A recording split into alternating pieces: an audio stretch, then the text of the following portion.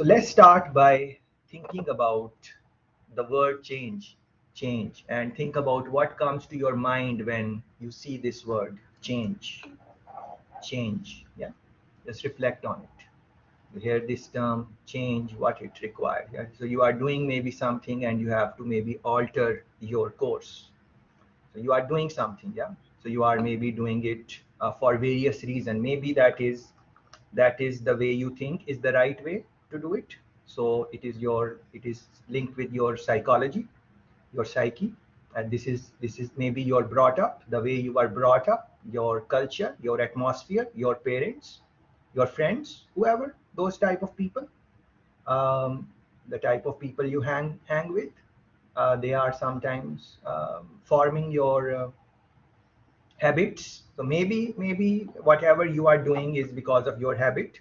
Maybe you are not even thinking about it and just doing it. Like for example, the way I'm talking right now, and you can see me, the way I'm moving my face, or the way I will move my hands, or even the way I'm sitting. I should not be sitting like this. This is how I should be sitting. Straight posture. Back should be straight. Yeah. But why I was sitting like that? Because I was not paying attention to how I was sitting. I was not paying mind to how I was sitting. I was sitting the way is my habit, the way I am used to, the way I am comfortable with. Yeah, comfort, all of those things. So now I'm sitting a little straight. I can feel in my body that I am feeling better now. My breathing has improved very quickly just by making my back straight. Now just do this exercise. Look how you are sitting. Are you sitting like a slouch like I was a while ago, or you are sitting straight? How you are sitting? What is that? Because you are mindful of the way you are sitting, or you are just sitting there because it was your habit. So now it's quite hard, as you would know, to change habits. And let me give some example to you. When new year comes, all of us make new year resolutions. Yeah, we are going to do this, we are going to do that. Let me tell you from my own life, I would like to build my body, be a little bit of a muscular guy. That is what I would like to be. So every year, new year comes, and I go to the gym, and I fill in the forms, and I take my membership and all of those things, and I join, and I'm working hard and everything. So of course it is new thing for me, and then my muscles are kind of how it goes. Next day maybe I will go again, but then shortly I will stop going. What is that? Yeah, change. So now you can link with change, like should the change be gradual, step by step, over a period of time, little increment, little adjustment? What are the pros and cons of that? And if you do it quickly, right over, sudden change, quick, drastic change, then what are the limitations of it? And don't worry if you are, I'm just talking out, putting in some ideas right now, and then we are going to go through some books, models, and stuff like that. So things will be clear. I just want to put few things which are on my mind, and later on maybe take some pointers from you guys also. Where is your headspace, and then we can build on that. Yeah. So habits, we were talking about habits. So then if it is very difficult to change habits, well, there is a lot of literature which says that you can change your habits in these many days and those many days. You will have to read on that and then develop your own mindset about that. What do you think about that? Is it easy for you to change your habits, or is it not easy for you to change your habits? For different folks have different strokes, yeah, as they say. Different people are really very different. It can be for some people, they can just on the snap of something they can change themselves. For other people, it is a big struggle. They try to change, they come back, they try to change, come back. We would like to discover in our short engagement of 15 hours that why that happens, how to get rid of those type of mental blocks. We would like to talk about that also.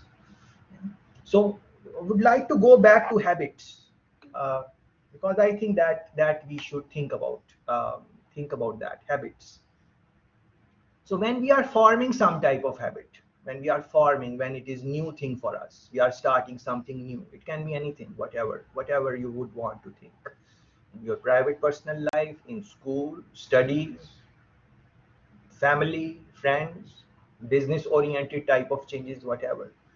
Always you are forming some type of habits, especially in younger days. And sometimes people also adjust their habits as they grow older also, but more in the age group where most of you guys are, maybe hopefully undergraduate type of, undergraduate starting masters, that type of maybe age group, if you have been just studying in school and you did not go to work and then come back.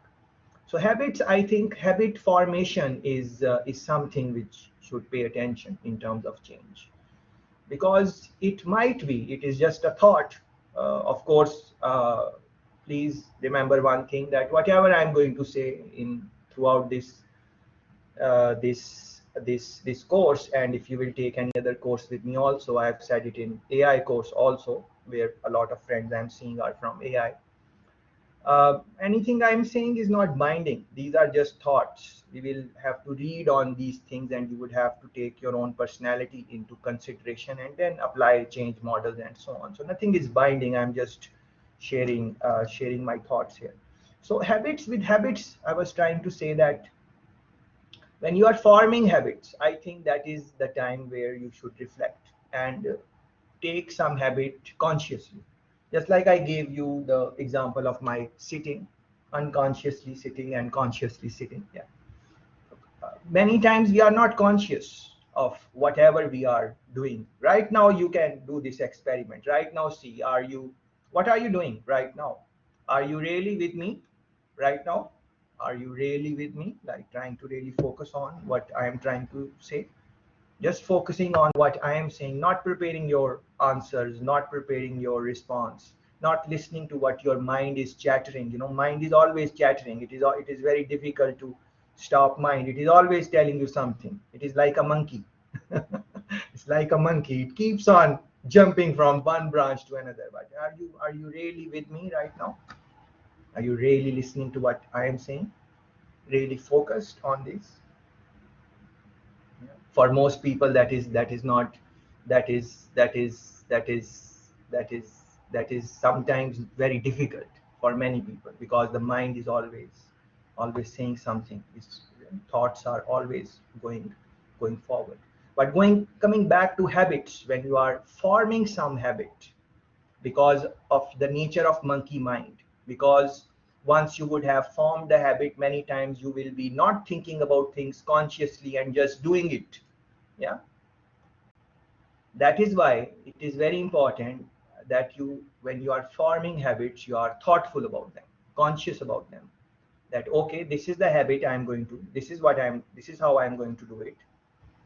It will, if I kept on doing it like this, it will become, I will become comfortable doing it. Once I become comfortable, very likely, not always, but very likely, it is going to become my habit. Once it becomes my habit, it might become my second nature. That is how I do things. Then if I will have to change it, then it will be a lot of work going back to my psyche and then all of those things. Yeah. Psychology, human psychology has a lot to do with change management, of change or change management, and we will discover those things a little later. Yeah. But uh, think think about these things. Yes, Prof. Anti, thanks for stopping by. Appreciate it. Yeah. So think about these things, that habit formation, when you are forming habit, how you are going to really evaluate anything you are going to do before you do it, especially for the initial times, and then decide, okay, should I do it like this? Should I this how I will feel after 5 years if I kept on doing it. Yeah. Yeah, for example, you want to say, okay, let me smoke a little bit, and you are not smoker. Your friends are smoking or whatever. You say, all right, let me try, and you try, and you feel good. Yeah. And then now your body wants it maybe, and then now, and then next cigarette, and next and next and next, are in the circle now. And then maybe some friend is into some type of drugs, and they will mix some drugs in the cigarette for you. And maybe one day just casually they are sitting hanging out, and you say, okay, try this, and you say, all right, let me try. What happens? Many people, and this is not, I'm not making up this thing, I've seen many times that people go start habit like this, a simple habit maybe smoking, they will say what is wrong in that, no? And then some bad influence, something, company, or many things happen, and then they go into that. And now to come out, yes, people can always come out, different people are different. Yeah, you can always come out, yes, you can. But then all that journey, all of that, so before, what I'm trying to say, before that first first inhale of that cigarette, you might want to think. And cigarette is just an example, I'm just, this is now, it's with everything you can think about. First, first, anything negative, maybe first time you are trying it, you want to think, evaluate what can be, what can happen. I will get a little satisfaction now in the moment. I will get a little bit of a fun, but what can be the impact of of of that over a period of time? Yeah, what can be impact, what can I do to safeguard myself right now in the moment? Yeah, so many people would get involved, not you guys maybe, but you have seen, right? You see the surroundings, you have seen, you know you have seen these type of things. So habit formation, there we would want to think about. um, so these are just some thoughts which are coming to my mind as I brief thoughts. But I think I would like to listen from you guys and see what you have to say, and what do you think about these things. When we say change, what comes to your mind? Share some personal story that you are going through this type of change, and this happened, and then you maybe failed in that change. Nothing is wrong in fail. Nothing is wrong in failing. You failed in that change, and then what did you learn? What could you do better next time? What could you do better next time? Yeah. What did you do wrong? What can you learn from your own failure if you failed? Or maybe you are successful. What did you do to be successful? Is it your self helped you? Your individual self helped you? You have some people around you who are that type of motivating, and whatever, your friends, your family, or anything. So give some examples, talk about change dynamics, um, talk about what are the difficulties which we face in change. Yeah. And then we would like to talk a little bit engagement on that, and then of course then it will be structured approach, and we are going to go through some things, and that would be nice. But let's start with what you have to say. Many I'm seeing from artificial intelligence last week, so the protocol. I think you guys who know me already should be the ones, maybe first ones to engage the discussions, maybe if it is possible for you, so everyone knows what is the protocol. So please, over to you guys, please go ahead, anyone.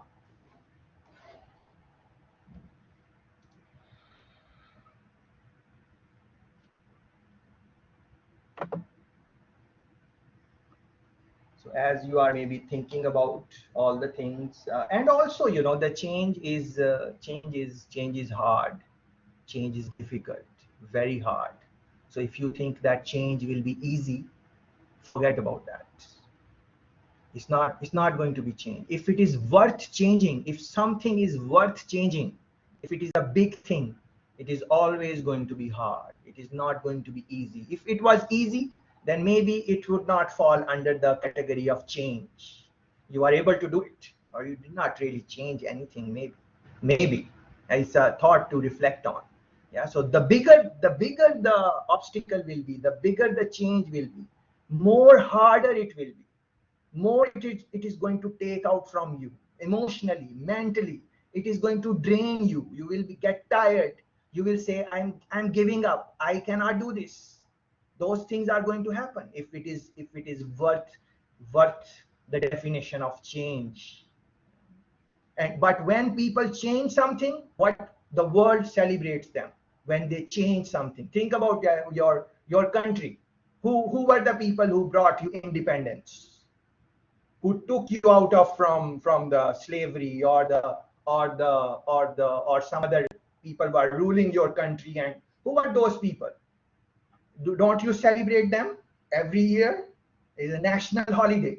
Their picture is on the currency. Everyone knows them, not just in your country, across the world. You run a Google search, they are there. Who are those people? They are same people, like they have the same type of, the lifespan, 60, 70. Most people, people die after, unfortunately. Yeah, yeah. So once they change that, they're the destination of the country. How they become big, become very big, glorious. The change is hard, and what they have to give up? They have to give up so many things. They have to give up. It is a lot of sacrifice is there. It's like success. You see someone successful, and you want to be successful also. I want to be successful also, but to break your class, for example, let's say you are someone who is middle class family, middle class house, middle class car, middle class universities, middle class clothes, everything middle class. Yeah, now you want to go to next class. Yeah, next class. It's a big change, shifting your lifestyle. You would maybe start some business. Now you are running business. You starting business. You don't have time for your wife.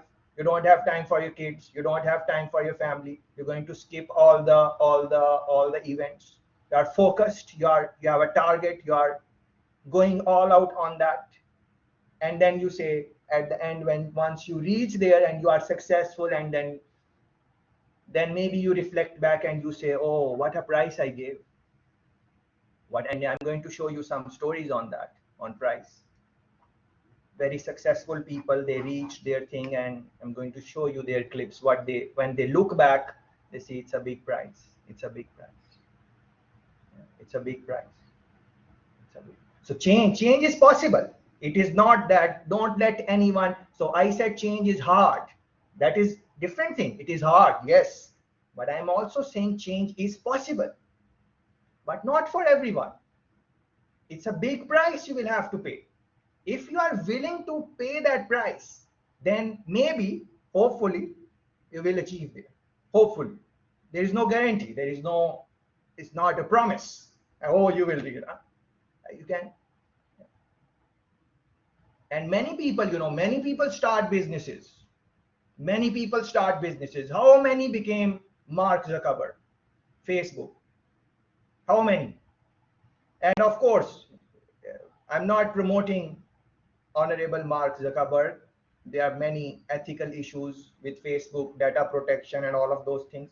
We have discussed those things in artificial intelligence. A lot of ethical issues we have discussed. So those friends coming from that, maybe they can put something in the chat if they feel like.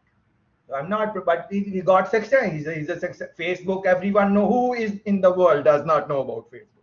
How old is he? How old? Run a Google search. How old is he? How old?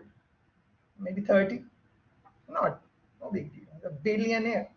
Everyone wants to be him, but what is the price? Now you can always twist the argument that, oh, he did some things unethical and it was not his idea and all of those things. Yes, that's fine. But in your country, think about in your country. You are maybe, whichever country you are. The people, how many people are really, really, really successful? From your country, how many companies are on Forbes 500 list from your country? If you are not from USA, of course, if you are from USA, then a lot of companies are there, but very few people, I think one or two are from USA. If you are from other countries, if you are from India, Pakistan, you are from Turkey, these type of countries, how many are there? How many? Everyone wants to be there, but they are not willing to give the price of that change. Everyone wants to drive a Ferrari, or they look at a Ferrari, they, oh wow, I want to drive it. But that person who reached that level, You're not willing to work. Now, it can be that the dad worked hard and then the son or daughter, all right, go enjoy your life. Here it is. Here is the money. All right. Dad is rich man, but what did dad go through? Ask him. Make dad sit down. Dad, what was your life? Or maybe his dad. If it is you are such rich family, you are third generation. I don't know. It's possible. But then what happens? Then what happens? You would always see that the money does not stay in the family. One generation does not work. Next generation is going to have some fallout. And eventually they will become middle class or something like that. Many times it happens. Very few family you would see the father is successful and the son is successful and their son is successful. There are some exceptions, of course. Just take my pointers in a journal scheme of things, because if you will want to find the loopholes in my conversation, there are many loopholes. I know those. But look at the positive, what I'm trying to share with you. There are some Honorable Bush, America's past president. He had that success, like generation after generation.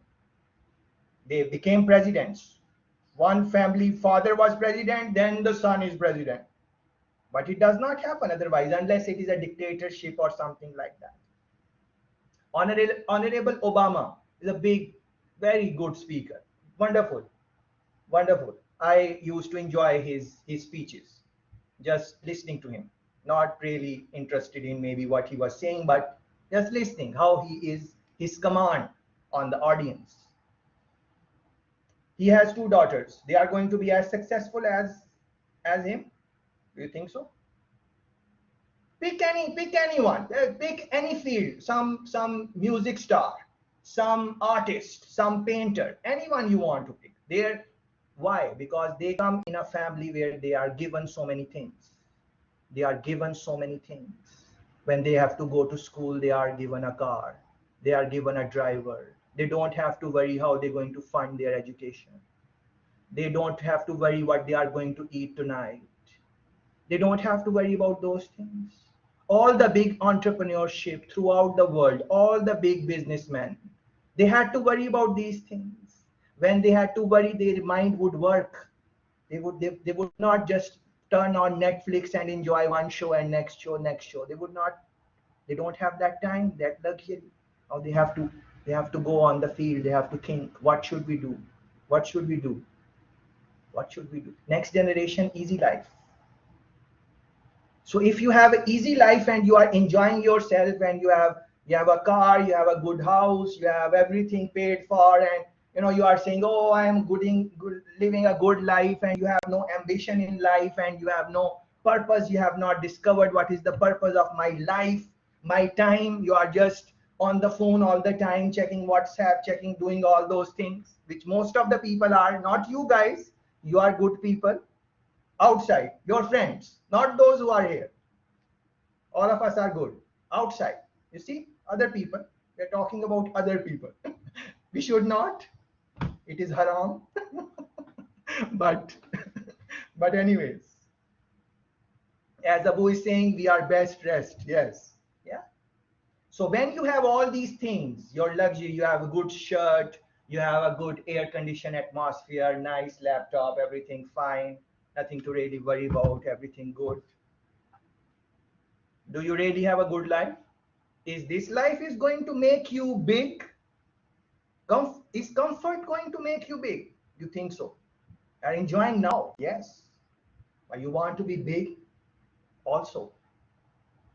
So when adversity comes, when bad things come in your life, when bad things happen, not wishing anyone anything bad, hopefully everything stays good in your life. But when bad things happen, many times those are the things which trigger you to make change in your life. When you fail a course, that is where you say, oh my God. When your GPA drops, there where you say, oh my God, I'm gonna fail. But if dad has a business and he said nothing to worry about, when you know you're going to just go and start working with dad and family, and nothing to worry about, it's everything fine. It's different. But when your GPA drops and your family is there and they say, well, we don't have anything. We spend all the money on your tuition. After this, we are done. We don't have anything anymore. You know that. So now it is different for you. It's different for you. So adversity now, and then different people take adverse situations differently. Some people get depressed. Tough time comes, depressed. Some people suicide. They kill themselves. It's a serious issue. Adversity, depending on how hard it is. And I'm sure none of us is in that category, because we are like, it's different. You guys are in school, none of us face that. So in this atmosphere, whatever good life, reasonable life we have good reasonable life, no tensions, not so many as I'm looking at it. Yeah, not as many as someone who is very low on the streets. You see that when you drive out, you see beggars, and you don't have anything, no place to.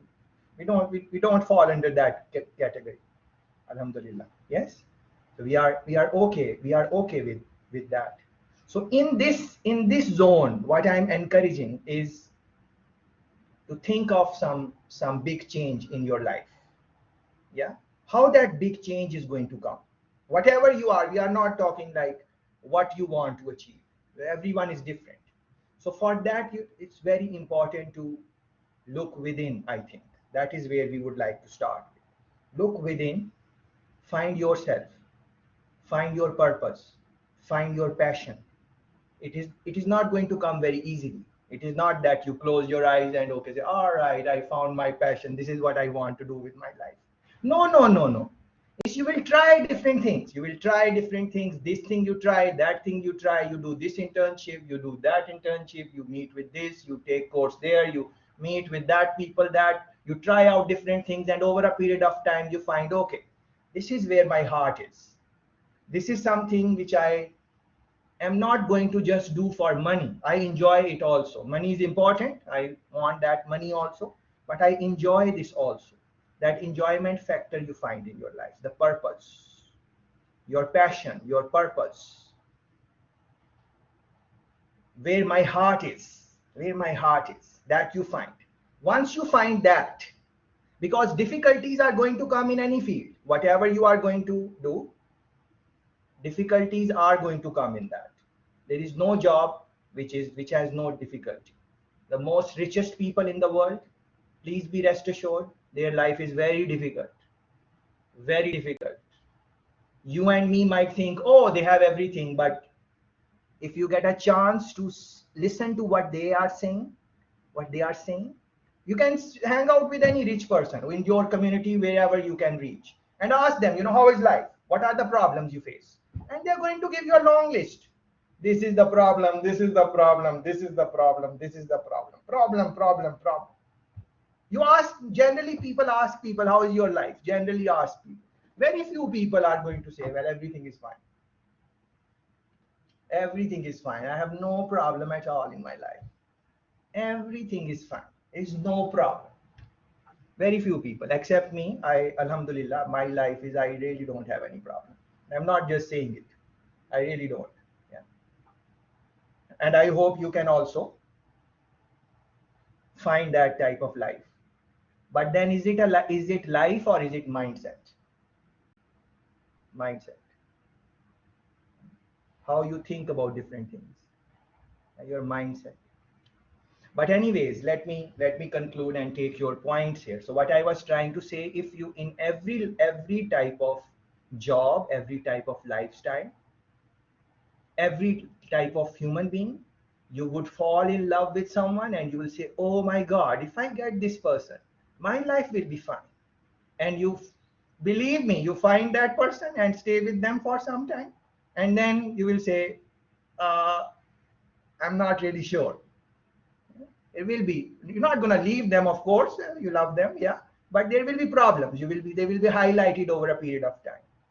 So what I'm trying to say is that everything will have its problem. As a matter of fact, my mentor told me that don't use the word problem. Yeah, I should write it down. But I have this habit of using this word. So whenever I use the term problem, what I'm trying to say, according to my mentor, is that opportunity for growth. He said, don't say problem, say this is an opportunity for growth. Don't use the term problem. Yeah. So no problem. Opportunity for growth.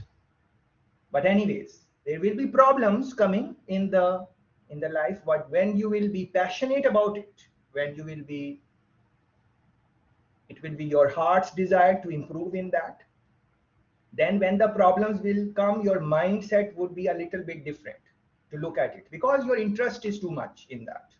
So it will be, it will be easier. So it is the mindset and those type of things. Yeah. Anyways, please go ahead, please speak, say something, what is coming to your mind, anything you would want to share, what is coming to your mind, what are your thoughts, and so on. I don't want to bore you with what I have to say all the time. That's not a nice thing to do. So I'm looking at your chat. So Abu is saying, my mind is full of COVID related changes. Change is a natural aspect of life. It is a sign of life. Very nice, very nice. Look, it's a sign of life. He's saying it's a sign of life. Let me share my screen maybe, so you know where I am looking. It is a sign of life. But then think about it. It's a sign of life. But whenever change comes, how do we behave when change comes? Are we excited, happy? Oh, change is here, let me embrace it. Not many times. We are thinking like, oh, what is this? Why? Because we like status quo. We like the things the way we do. And the funny thing is, we want everyone else to change. Like, my parents are like this, why my father is like this, why don't he change this? And my mother is like this, why she don't change? And my brother is like this, why he cannot behave a little bit different? And my sister and my boyfriend and my girlfriend and my, why school is like this? Why do I have to speak? Why I don't like to speak? I don't feel like speaking. Why I have to think about this? It is evening time now. Why I cannot just relax and sit? Change is one's whoa, change is one's awareness. When awareness arises, change begins. My God. Buddha. Buddha is in the class. Seema, beautiful. I loved it. Very good. One's awareness. Yeah. When awareness arises, change begins. Yeah. Yeah. What reflect on this awareness? Yeah. The importance of change. Why should I change? The awareness of why should I change? What is the benefit of this change? In other words, please pay attention. Please pay attention. In other words, what is in it for me? I will change, but what is in it for me? What will I benefit from this change? Not others, not my family, not other people, me. Me. Yeah. Because for most of the people, not you guys again, most of the people, it is about me. What am I getting from this? What am I getting from this relationship? What am I getting from this job? Yeah. So once that I factor comes in, then what is going to, how you will get the real awareness, which our friend is talking about. Yes, Mel, please go ahead. Melissa. Actually, sir, I wanna say that we don't know the results until we try. The change is Wow. like taking risk, let's say, because when I think that change, it comes to my mind with the phrase of the taking risk.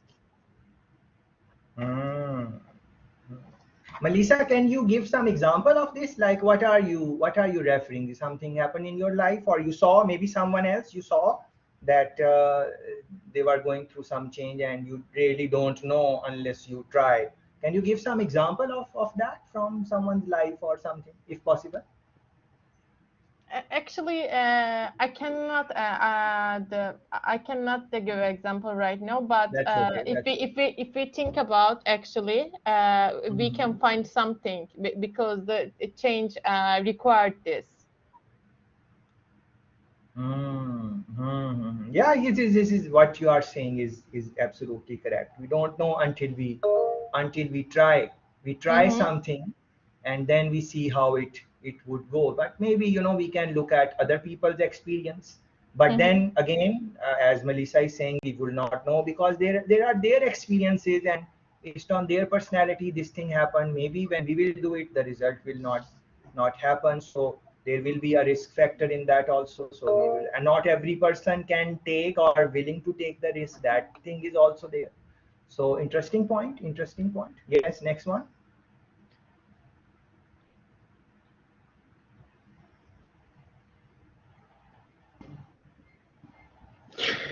Yes, thank you. I was also thinking of the risk points here in change as there is a organization I'm working, or it's a volunteer work, and Yes. it's going through a change to become to change the focus on what we're doing inside towards something that hasn't been done much before, and a lot of the people there don't have experience on it, which means that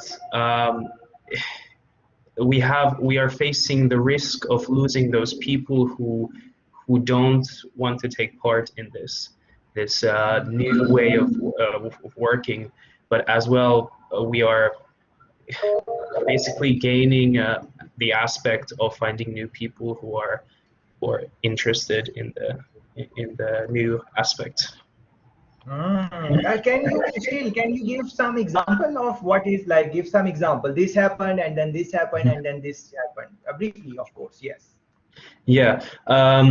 So we got some new leaders that came uh, uh, a part of our organization, and they wanted to change, um, basically bring more seafair and because the organization is a scouting organization, so a lot of scouting for kids and for children are usually done in like camping sites, but now these new leaders would like to take boats and go to the archipelago and try new Beautiful. things, but that can be very uh, scary for people who don't have the experience of, for example, using boats, or Mm. probably don't have the proper equipment,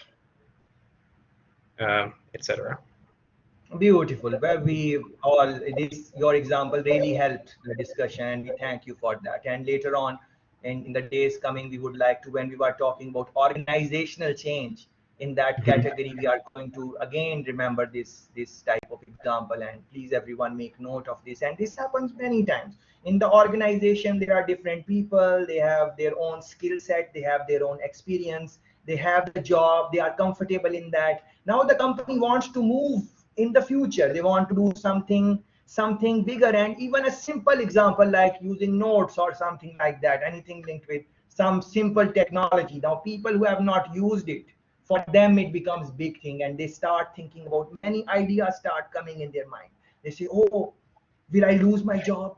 What will happen to me? What will happen to my skill set? All those type of things. New people coming in, what is going to happen there?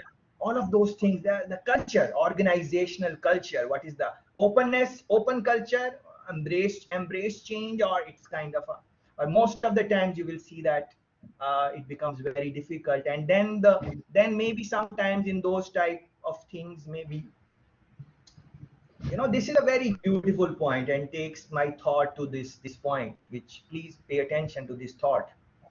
And you know, instead of trying to change someone, anyone in the organization, in your private personal life, your romantic relationships, anyone outside of blood, of course you cannot change your father and mother.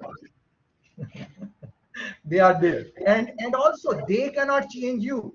We are talking from their aspect, but believe me, our parents, if they won't say anything, of course they are just nice. But if they are given a chance, maybe they would want to change us also. They would want someone else, yeah. But please pay attention to this point, which I really want to make with you guys. Instead of changing someone, where you can, find the right fit, find the right fit, the person who fits in your life as much as possible. Three four main things, three four main things. We are looking for a boyfriend, three four main things which are very compatible. Find that. But if you are in some type of relationship where you don't like this and you don't like this and you want to change this and that, the other person is not going to change. The other person is saying that you change, and you are saying you change. I am saying still you change these things in your behavior. Still is saying, Tashwin, why don't you change these things in yourself? Yeah. So this is so same at work. You want to find a workplace which is in harmony with the way you think.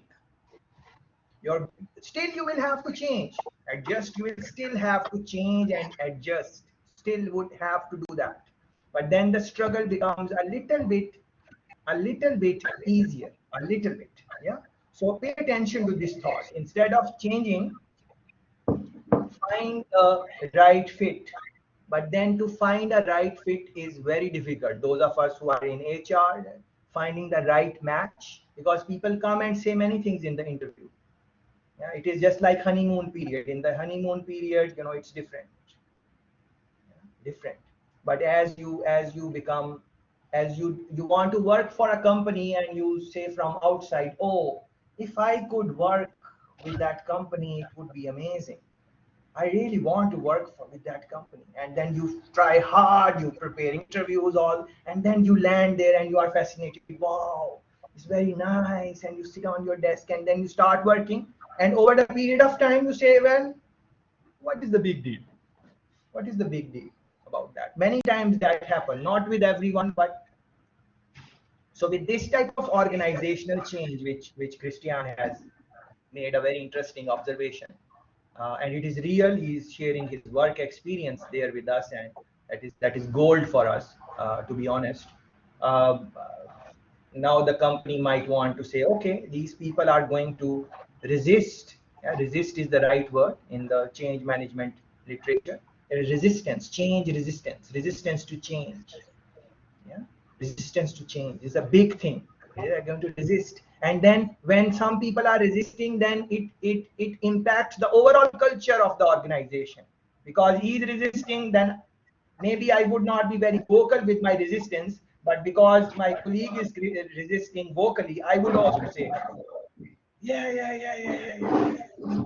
it's not right, and then the next person would also come, this is not right, this is not right. Yeah. So finding the right fit, maybe I think, and you would listen it from me, I think, couple of more times during the 15 hours, because I think that is you can have your own opinion, but I feel that instead of changing, why don't we find the right fit? And by right fit, I mean major 4, 5, 3, 4, 5 qualities which we want. Find those major ones. Don't go for 100% fit. That is that is maybe going to happen in romantic movies and You know, in the romantic literature, you're going to find, oh, they lived happily ever after. Yeah, that type of sentiment. Oh, he worked happily ever after in that company. That happens, but it is rarely. It is not for everyone. It's not for everyone it happens. So very good pointers. Yes, Lakshmi, please go ahead. Welcome back. Abu, welcome back. Eleonora, welcome back. Please go ahead. Hello. Sorry. Yes, yes, good to have you. You What's go up? ahead. Okay. When we are trying to learn something new, then I think we are already in a constant state of change.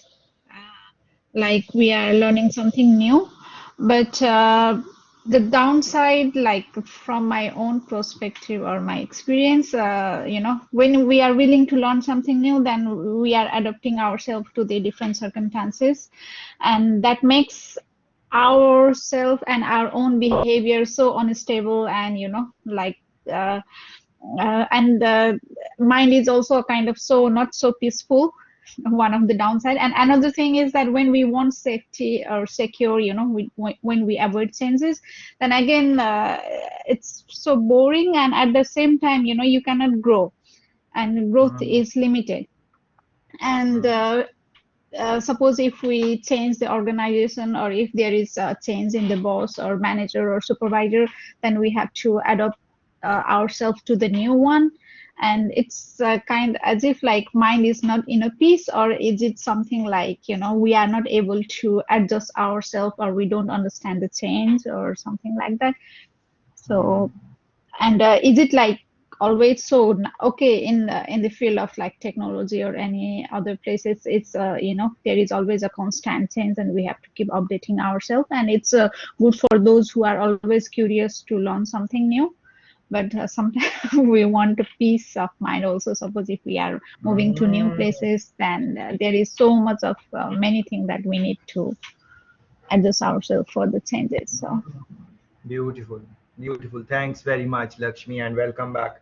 Uh, a couple of pointers Lakshmi is making, like willingness to learn, like your own willingness.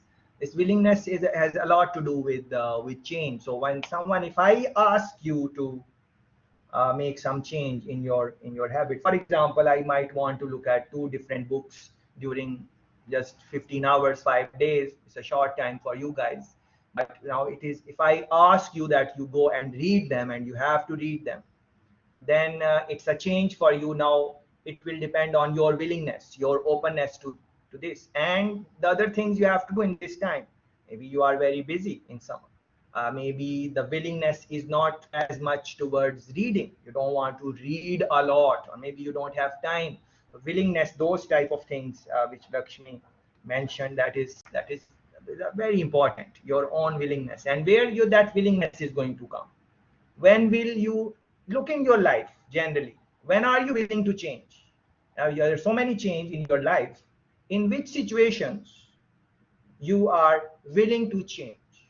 Just reflect. Just reflect. Take a moment. Think in your life. Reflect in the past, wherever there were some changes required from you, work, study, family, whatever. Think everything, life. Think about life. uh, in those situations where you are willing to change, what were the things in the background? Why you are willing to change in those time? What was the push for you? And most of the times you will see that push is coming from the question, what is in it for me? For me, that push which is making you willing to change in your life. Please pay attention. Think the reason. Most of the times it will be, what is in it for me? If you have any other example where you are changing when there was nothing for you, I would be very interested to hear that example, because based on my limited knowledge, that never happens. Never. 0%. No human being. Now you can think that, okay, what about these people who are spiritual, who are like Honorable Mother Teresa? She was doing things for others. Well, she had nothing. She has no agenda. She's doing for others or other humanitarian on humanitarian grounds. People who do good things for other people, they don't have anything for them. Look deeper. They don't want anything from you. What do they want from God? What do they want from afterlife? So there will always be something which they always this question, what is in it for me? Selfish. The selfish human beings are, it's not good thing to say, it is controversial. Maybe some people will not like the idea also, and that is fine. You have your own thoughts. I'm just sharing what the little I know. Human beings are selfish beings. We don't generally, every time, everything we do, there is something for us in it. Very few examples, if any, you're going to find where there is no gain, nothing for me, everything for others. I don't need anything at all in return, nothing at all. Yeah. So this Lakshmi, this willingness, where that willingness is coming, where that push is coming, and she mentioned peace of mind. Yeah. Peace of mind. Very interesting point, Lakshmi. Yes, next one, please. Keep on rolling, please. Shall I go next? I think I was next in line. I was Yes, please first one, follow. Yes, yes. So I would like to, through my own personal experiences, compare between two different kind of changes. Fear of change, and then more about being excited of the change. I had been working for a few years, and I've been thinking about going to school, but because I was already working, the work environment was good. I was fear of changing that good kind of work and lifestyle, because if I go to school, I will lose income, and then I will have maybe money problems to pay the bills. So I was comfortable with who I am, but at the same time, I wanted something else, but I wasn't willing to do the sacrifices yet to do it. So actually, when it became more time related, that it was realistic to achieve my dreams,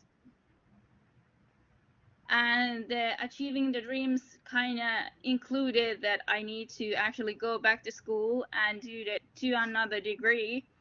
So that was the push that I needed, like, okay, I can achieve the dream, but I need to then give up something from my current life. So that was the push, and it helped me undo the fear or get past it, so that I can do the change that I wanted to do for myself, even though it requires also sacrifice. But then there was a kind of excitement to a different degree. Obviously, I was excited to go to school, but I was never afraid to go exchange program. It never became kind of like fear or anxiety. I was just happy and excited to do it, even though it's a big change to move abroad, and I've been here a year and a half already. So I'm far away from my previous friends, family, co-workers, like everything that was familiar. That in this situation, most people would feel anxiety and maybe even fear of everything that is new. You're kind of all alone, but at the same time, I never felt that kind of fear. Beautiful. I was just happy to have that kind of change. Beautiful. So it's compared, like there's different situation in life where you kind of either decide to do them, or somebody else from externally kind of pushes you through those changes. But it can be either way. It depends on, like somebody did mention, like it's kind of set of mind. like then you just need to reset your mind, like, okay, there's something positive in this thing, I'm just gonna go through it. Like always looking the positive things in those situations.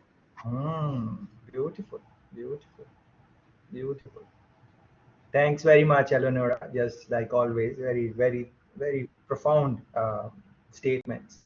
As last one, please make a note of this and look at this. I am making notes as I'm speaking. Okay, so I am also learning about different things, how you guys are, and what I would like to reflect on later, and so on. So I think you should also make your own individual notes where your heart is and what you would want to. Uh, how these are pointers which you are getting when you will be facing change. You can use these pointers because these are the techniques of managing change. So Eleonora mentioned that in those situations you might. So we were talking about mindset. So she said, reset your mind. A beautiful phrase. You reset your mind and try to think about the situation in a little bit different way. That is, I think very important. So mindset, which we already have, and then change situation, and then reset your mind to see. Because you know what? It is our mind telling when we are happy. It's our mind telling us happy. When you are a little bit sad, I hope no one gets sad ever, but if that situation comes and you are sad, just stop and just think, what are you thinking?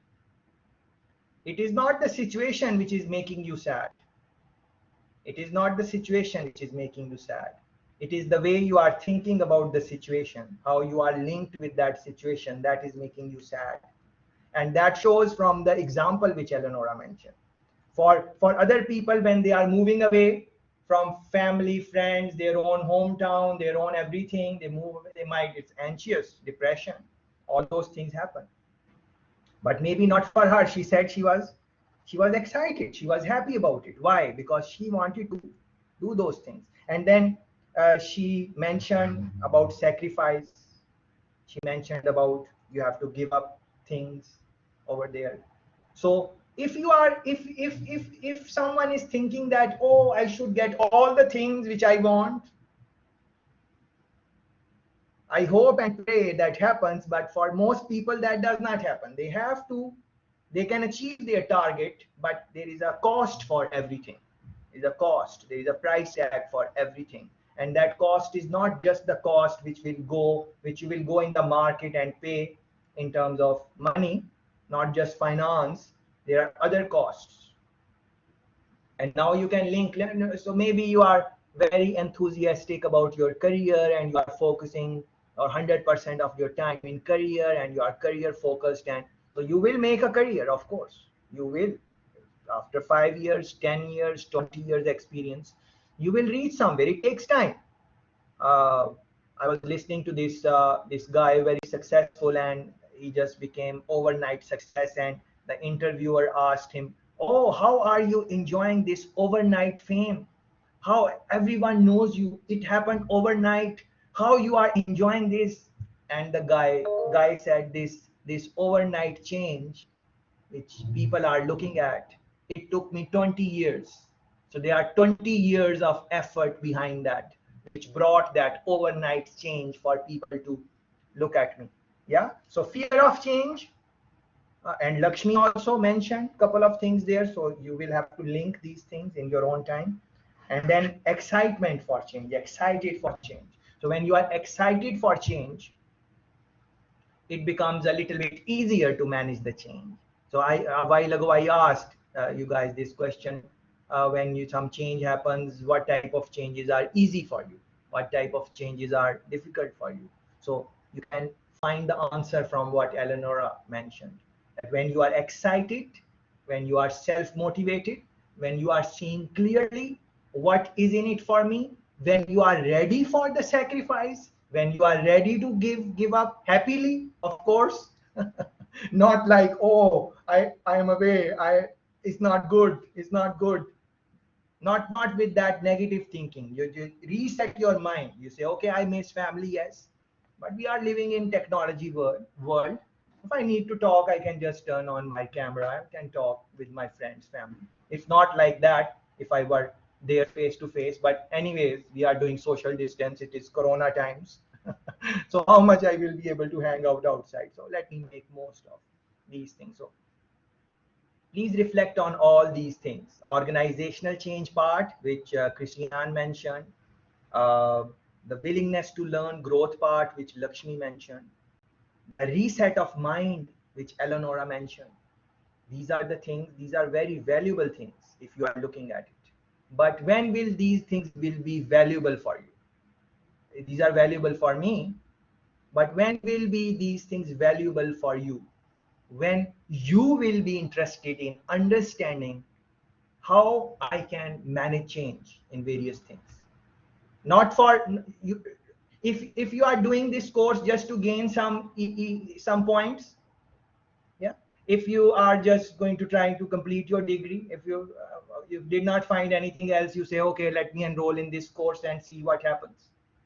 And if you are there, okay, I just need to pass, and this passing grade and I'm good, then these things are not exciting for you, because there need to be a background for that. So but if you are interested, okay, no matter where I go in my life, no matter what career I do, business or non-business, whatever, change is something which I will be faced with.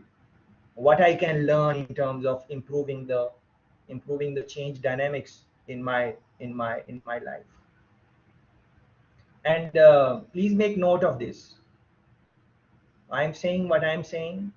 Friends from the session, they are saying what they are saying.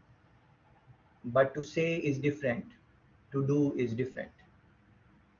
So all these things you will have to apply in your life. And later on, especially when we will be looking at models, change models, I think maybe 15, 20 models, maybe we will look at in short period of time. So you will have to incorporate them and see what works for you. What works for summer is not going to work for auto. What is going to work for Seema is not going to work for Jarko. So this is some now you will have to take this in your hand, that okay, this is the material which is on the website, these are the books, this is what they are saying in the session. You are reflecting, get into that reflective mode, look in your past, when change happened, how did you react to that? Are you someone very easily embrace change, or you resist it? When you resist it, why do you resist it? What are the reasons? How can we minimize that resistance? That type of dialogue you will have to continuously, you will have to take in our engagement and beyond that. Yes, next one, please. Shall I go next? Hello. Yes, please go ahead. Okay. Yes, welcome back, Mariana. Good to have you. Thank you. Well, what I wanted to say is actually. Who is that little one? We need some introduction first. Hello there. I like your bow. Hello. What's up? That's Lorraine. How is everything? How is the trip and everything? You guys are fine now? Yes, it's all right. Thank you. Thank you so much. Well, she is a bit sick, so that's why she's staying home today. But yeah. Lovely, lovely. Good to see her. Yes, Mariana. Welcome. Yeah, what I wanted to say is that there is a mixture of what we're saying, like management of change, and how we deal with it, which is risk management. And I would like just to, well, from experience, to say that we can't have any sort of transformation, business and personal wise, without planning actually how we're going to go through the change. But then while we're going through the change, there could be all sort of pitfalls or opportunities, which we also need to plan to either embrace or work through, which is the risk management part. And they are different, even though they go together. The management of change, again, from experience, is much more on the cultural, mental, experience level. Rather, the risk management is really related to planning and execution of the change itself, the transformation itself. to get to the final point of where one want to be. And this is applicable for every aspect, as I said, business or personal wise. So there is one thing: plan the work, work the plan, and then in it, yeah, in it, very solid part takes the management of change. But I really want us to think about, reflect, and distinguish the management of change versus the risk management. Yeah. Beautiful. Thanks, and welcome back. Yes, so this planning part is, I think, very important, that you have to plan. Just want to add one thing, that when you are planning for change, it cannot be rigid, as Mariana is mentioning. As you go through it, there will be many pitfalls, as she's saying, and she's saying opportunities in her words. So some downside, some positive signs. So you might have planned your way forward for change, but as you are within going through that change, you will have to always reevaluate what works. Do I need to change this? Do I need to change that? So it is, if you have a rigid mindset, and you say, okay, I have made this plan and this is how I am going to do it, then very likely the change is not going to work, because especially if it is involved with other people, and many times there is at least one more person involved in it. So because it's like the flexibility of mind is important. And on the same note, you have to be you have to have some rigidity also, like for some points, like your goal objective, that should not be flexible. Of course, you want to achieve your target, you want to reach somewhere. If you are flexible on that, then you're never going to reach there. It is just simple example, like from home to your work or school. You come out in your car, your objective is to reach to your destination, your home, your school, party, wherever you want to go. Which direction you are going to take? Most of the time you are going to take the same direction, same roads, which you always do, and you are not even thinking about that. You are unconsciously, you are just, that is your habit, to take the same road when you are going there. And for most people, it is the same roads they take to reach wherever they want to go. But if there is some hurdle in that road, then your mind would start thinking, oh, there's too much traffic here, I should go from that road, or I can go. So you are still going to the same destination, but you are changing your way, your roads, your how you are going to reach there.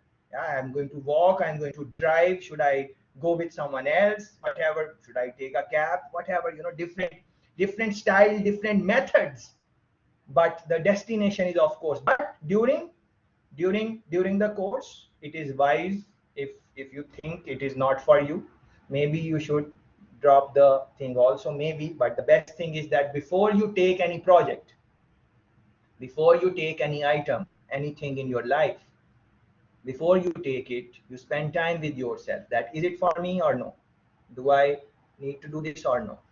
Spend time, because these pitfalls, these opportunities, these plans, this risk management, all of these things Mariana is talking about, it's going to take a lot of energy from us, lot of energy from us. We are, especially with other people, especially when we are working with smart people who have their own opinion, they are not going to agree with you all the time.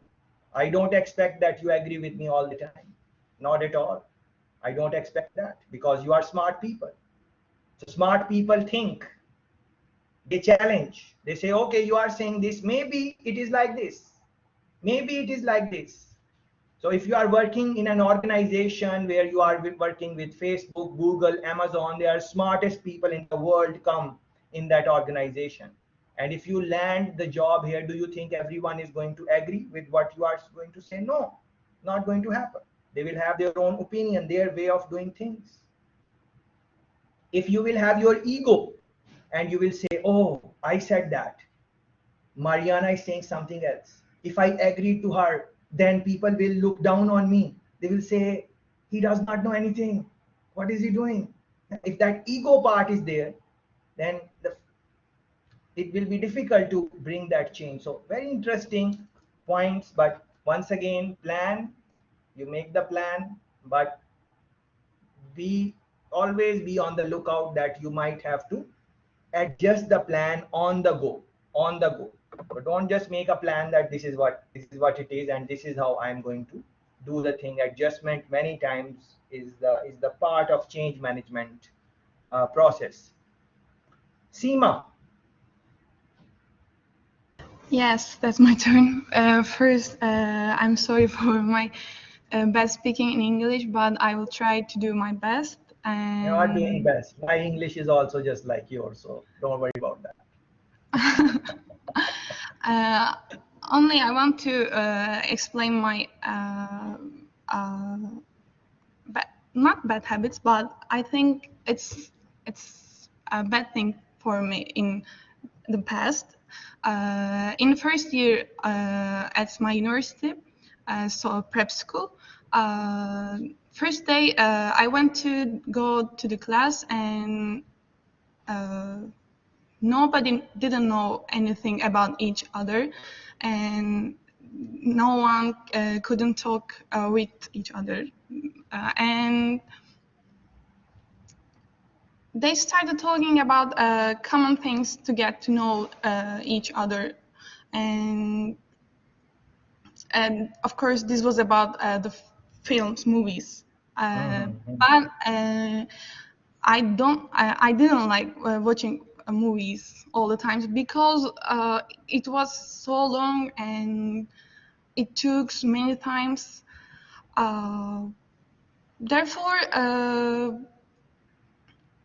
in that day, I sit for 2 hours and I couldn't say anything about any movies, even because I didn't watch any movies, even the most popular like Memento, Greenway, and Castaway.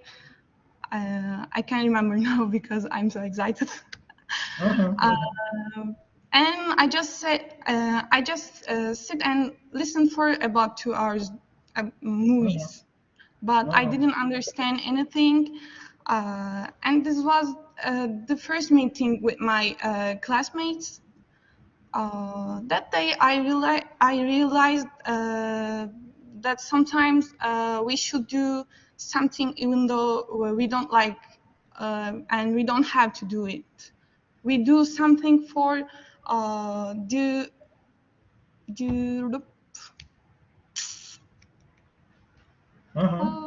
I don't know how can I say it. So it was my ignorance, and I felt myself so bad, and I started to watch the films, and yeah, that's all. Very good, excellent. I have a favor to ask, Seema. Can you say the main point of what you are saying in your own home language, whatever your mother tongue is, whatever you are comfortable, the language you are comfortable in? Say it in that language. What? I can't understand you. That is No. okay. Yes. So Seema, I'm saying Yeah. that whatever you were trying to say a while ago, and we got your point. I'm requesting that if you can say those things in your mother language, whatever your mother language is, whatever language you are comfortable in, if it is I'm from Turkish, Turkey. Yeah. Turkish, beautiful. Yeah. So say it in Turkish, whatever you are trying to say. But no one can understand me in That Turkish. is okay. That is okay. I also don't understand, but say it. And I don't remember now what did I Well, say. say no problem. Say anything in Turkish. In general, Speak five, okay. six, five, six. Speak 5, 6 lines in Turkish. Okay. But Anything. no, I won't say anything because it's done for me. I want to share it only. Explain. It says, how was your day? Tell us about your day. How is your life? Tell us about that. Explain yourself in like 5, 6 lines. Just speak in Turkish quickly. 5, 6 lines. Yeah. Don't worry that people will not understand. Just say 5, 6 lines in your language, please. Now? What Yes. about? Now. Anything. No problem. Anything. Just say it. şu anda ne demem gerektiğini tam olarak anlamadım ama Mhm. kendimden bahsedeyim o zaman. Bilmiyorum tam olarak ne demem gerektiğini ama Beautiful. Beautiful. İngilizce konuşurken gerçekten zorlanıyorum ve Türkçe benim ana dilim olduğu için çok rahat iletişim kurabiliyorum. İletişim kurmamda bir problem yok. Yani sadece Beautiful. İngilizce birazcık problem. Bunun için Beautiful. özür dilerim. Aslında okula gelmediğimiz için, İngilizceyi daha az Beautiful. kullanmaya başladığımız için özellikle konuşma Beautiful. dilinde Thank you. Thank you. Thank you. Thank you. fazlaca Thank you. unuttum yani Thank you. diyebilirim. Thank you.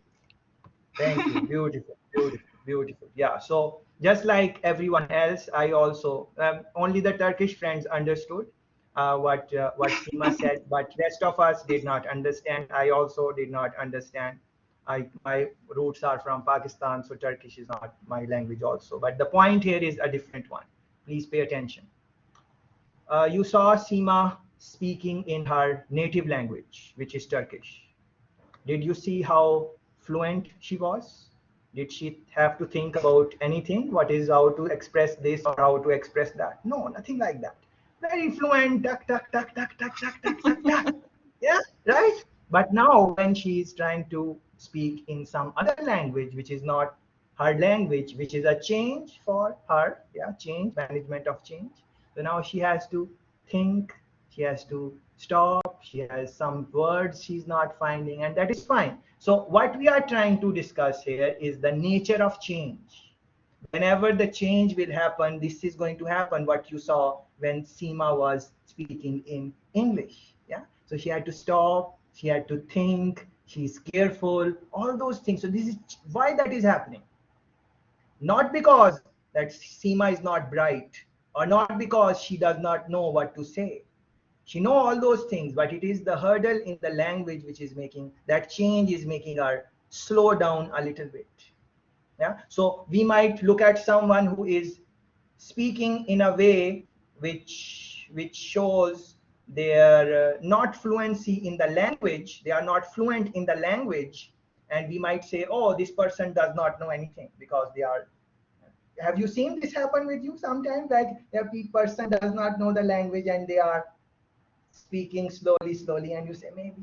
On the other hand, there is a person who speaks fluently in the language, fluency, and even if they are talking nonsense, you say, wow, this is nice, this is nice. Yeah.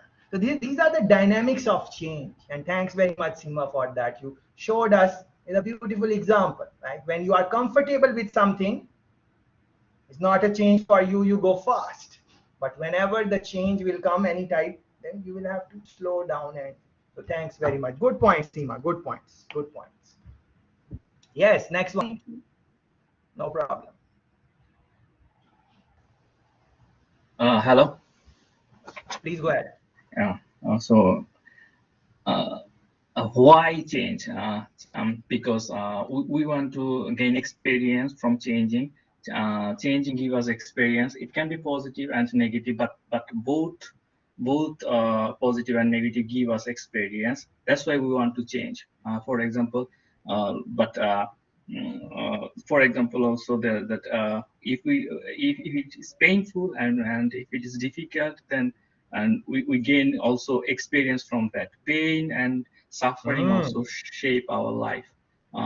Sometimes we say that why God give me this or that or something that, but in the end we understand that even though at that time I'm not understanding, but finally we understand that experience give me what I am today.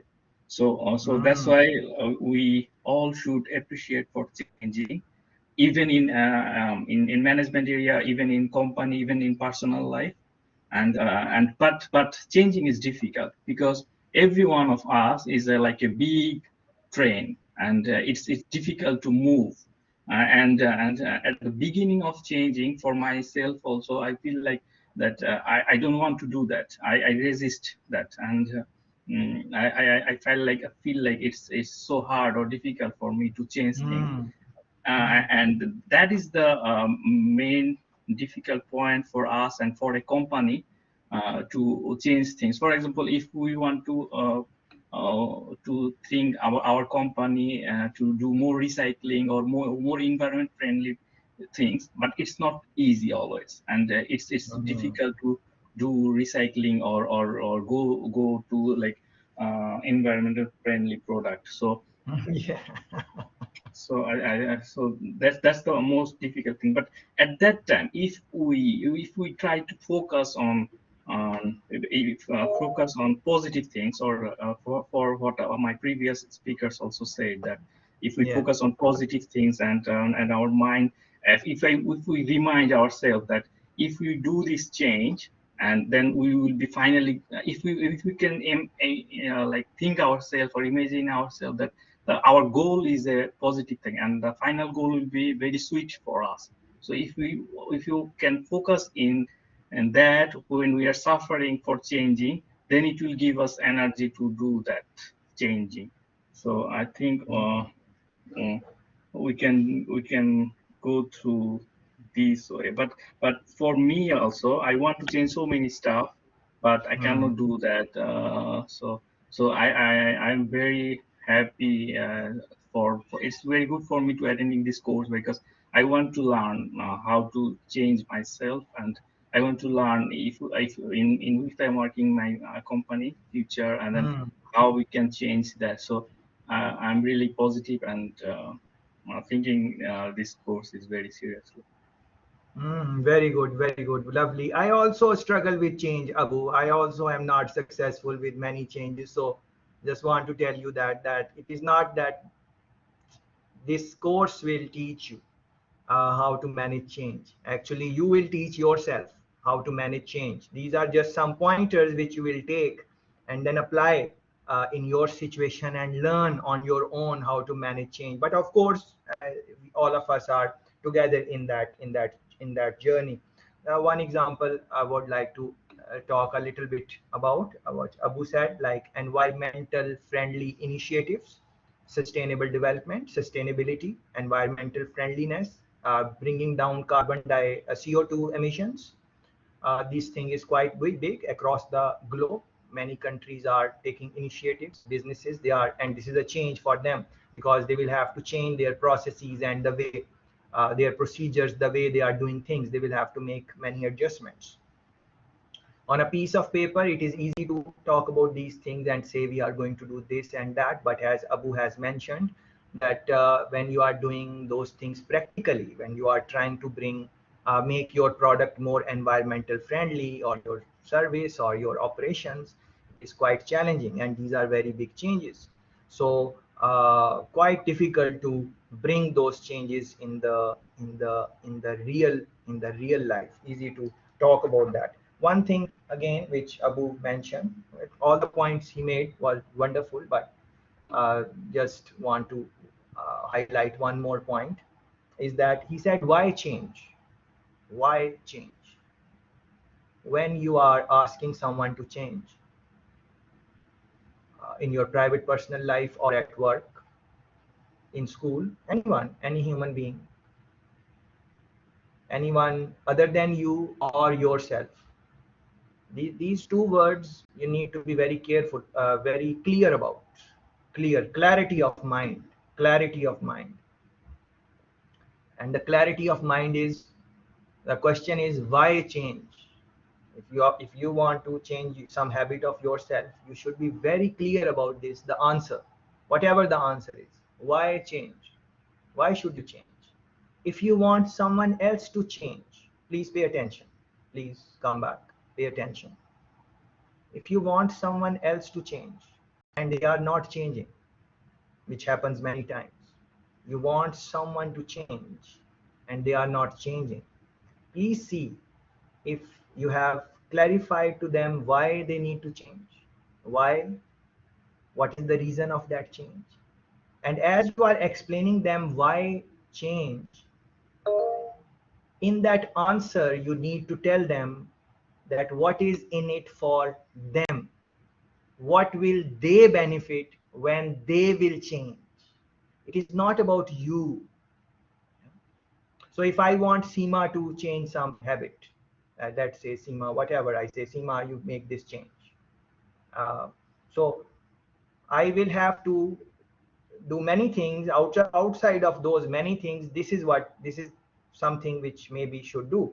Make clear to Seema Why change? Seema, change this, but see, why change? Why should you change? And as I explain this, there should be some benefit for Seema, not for me, not for you, not for everyone else in the world, not for her country, for her, which she values. If she values that, then it will be easier for her to change.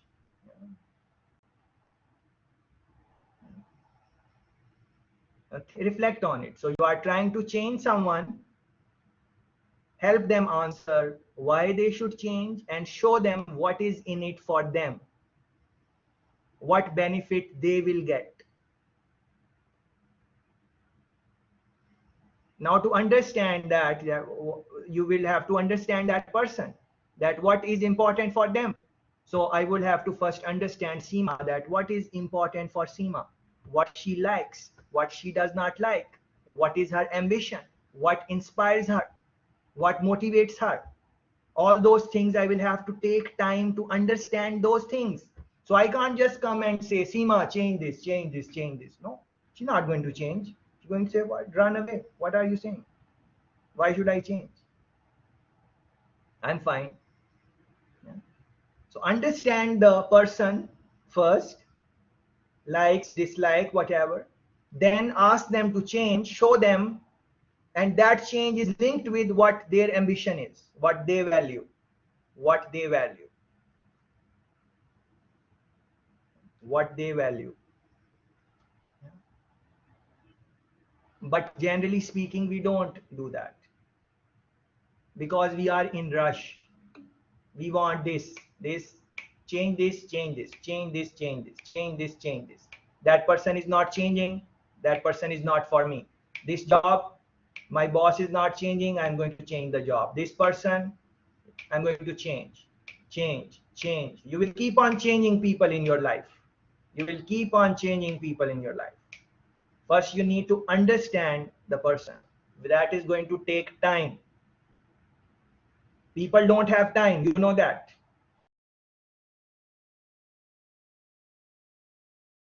Time. You want to do fast, fast, fast, fast, fast.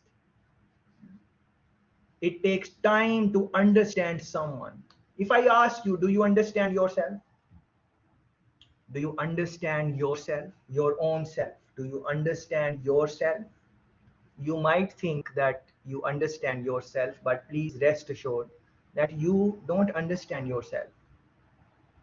And let me show you an example of this.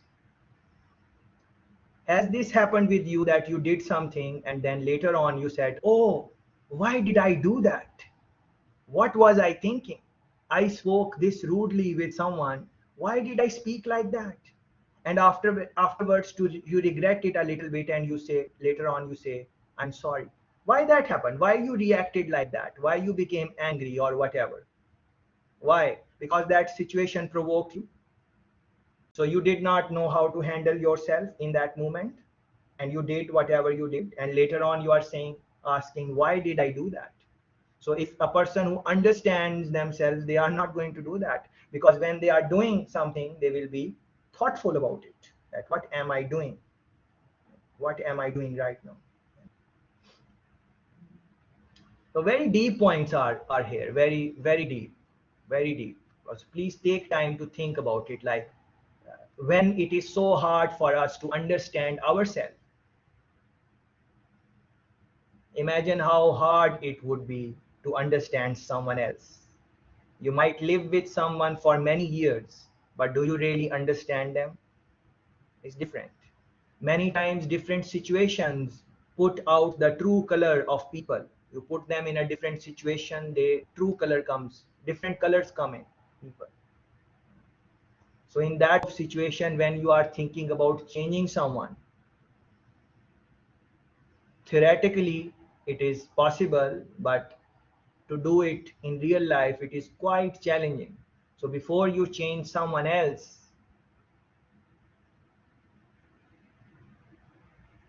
maybe look within what you need to change in yourself. When you need to change someone else, maybe look for some right fit. Maybe that is not a right fit for you. You want to learn about management of change, and you are kind of thinking, what is happening in this session? I'm not getting what is happening. Nothing is wrong with you if you are thinking that. I am not right fit for you. What you want to learn, I am not right fit for you. So you learn management of change with someone else. So nothing is wrong with you, nothing is wrong with me. We are just not right fit. So what I'm trying to say, look for right fit, very important. Very interesting, profound pointers. This Abu was saying, why change?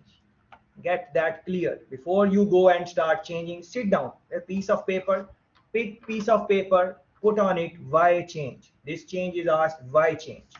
What is the motivation?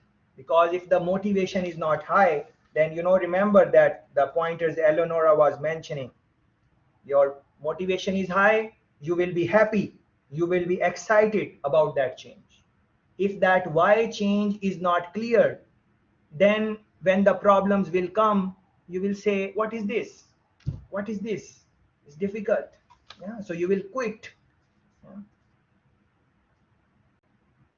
And in any change situation, again, I'm repeating myself, please understand, it will be hard. So if you are going through change, or someone is going through change and they say it is hard, come on. Why you are thinking it will not be hard? Why you are thinking it will be easy? What happened to you? You are in change and you are saying it is hard. It is supposed to be hard because it is change. Yeah, next one please.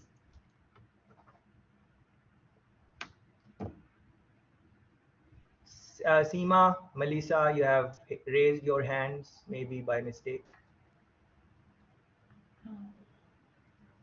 Yes, sir. I want to add something to my friends. I totally agree with what Eleonora said, firstly, because I think that, as you mentioned, there's a cost for everything, but I'm trying to approach that what I gain as a result. Because, as you mentioned, there is always a cost, and it's, I think, the related the how we approach to the change. Also, in addition, I want to say that I think that actually the change has two aspects, which are the personal side and the technical side. And I think the technical side is much more easier than the personal side, because in the personal side, it engages with the emotions, with the perspectives. But I think that actually the technical side includes the developing, improving, designing, and but the personal side is related to the behaving. And as you mentioned, I really also I believe that we should trying to explain the results of the change to the people who are not so open to the change. Beautiful, beautiful. Great points, Melissa. Excellent, excellent contribution to the discussion, because we don't want to repeat the things. Hopefully, we want to add to the conversation which we are trying to have, and Melissa has really helped us in adding to the thing. So technical side, models, and those type of things, planning part. Of course, we are going to talk about it, but as Melissa is very rightfully saying that those things are relatively easier, manageable. The change is hard, or any situation is hard whenever the emotions are involved. Whenever the emotion is going to be involved, the situation is going to become difficult. Yeah. So, for example, someone, you guys say, okay, um, okay, let's say Seema and Melissa are talking, and Seema says, Melissa, I love you. I love you. And Melissa says, of course, Melissa also loves Seema, but let's say Melissa says, I don't love you. Fine. So now Melissa will just laugh about it and she will move on because it's okay. She's not emotionally connected with Melissa, maybe. But if Seema is with some guy and she loves him and she says she plans and she says, okay, I'm going to go and tell him, and Seema says, I love you or something like that, and he says, well, never mind. Now Seema might start crying. Yeah, why that happened? It's not the answer. It is the emotional connection which the person has with the thing. It's the emotion. So the emotion is there. So that is why it is whenever we are having conversation with people who are close to us, it's difficult. We show different type of anger. We show, oh, my mommy should have done this, why she did not do it. My dad should have done this, my brother. Why? Emotions are involved. But whenever emotions are not involved, it's some random guy. You are walking the street and random guy is there and he say, I hate you, and you say, go do your own thing, I hate you too. Yeah. Well, what is your problem? But if someone who is emotionally involved with you say anything, and you start, you say, why? Emotions emotions emotions. So the most difficult change is going to be where emotions are involved. So when you are trying to change someone where you are emotionally connected, your family, your friends, your close ones, romantic relationships, or your work, if you are emotionally connected with your work, you are emotionally connected with your company, you love your company, you love your company, and you want to do good things in the company, but it's not happening. Now if you have to lose the job, you will, oh, I love my company, I want to work there, my god, I love my company. Yeah. But if it is just a job for you, they let you go, you say, no problem, I'll find some other company. You will say, I did not want to work there anyways. I'm bored of the work anyways. Yeah. So emotion, this is a great point which Melissa. So how to manage change when emotions are involved? Because when we are emotionally involved with people, our friends, family, we it's hard for us to say something negative to them. Don't do like this, or you are wrong. We have to be careful because it will impact them. But think about it. How do we talk with our parents, mommy, daddy? Do we think before talking that it will impact them? We say anything, whatever comes to our mind. We just, this happened. We just say whatever comes. Should we? Because they will be impacted by what we are going to say because they are emotionally involved with us, and we are harming them in one way by saying whatever comes to our mind. Those are the places where we should be most careful because they are the ones who are most impacted, but we are not. Why? Because most of the times we are taking for granted. Many times, not us, not we are good people in this room, not we outside of us. Yeah. So emotions, very very important point. So should we get emotionally involved with our work?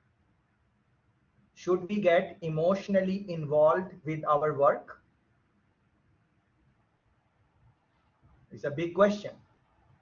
I am emotionally involved with my work, and I'm sure you guys can see it already just 2 hours, but I'm sure you can feel that. Yeah. So why is that? Whatever you are feeling, why you are feeling that?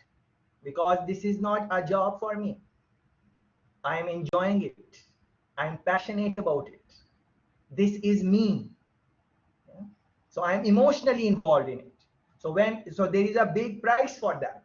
Once you become emotionally involved with, then these dangers which Melissa is talking about, you are going to face those dangers. But if you are not emotionally involved with something, then how you are going to do good? How are you going to inspire other people? If your emotions are not coming out, then it will be different.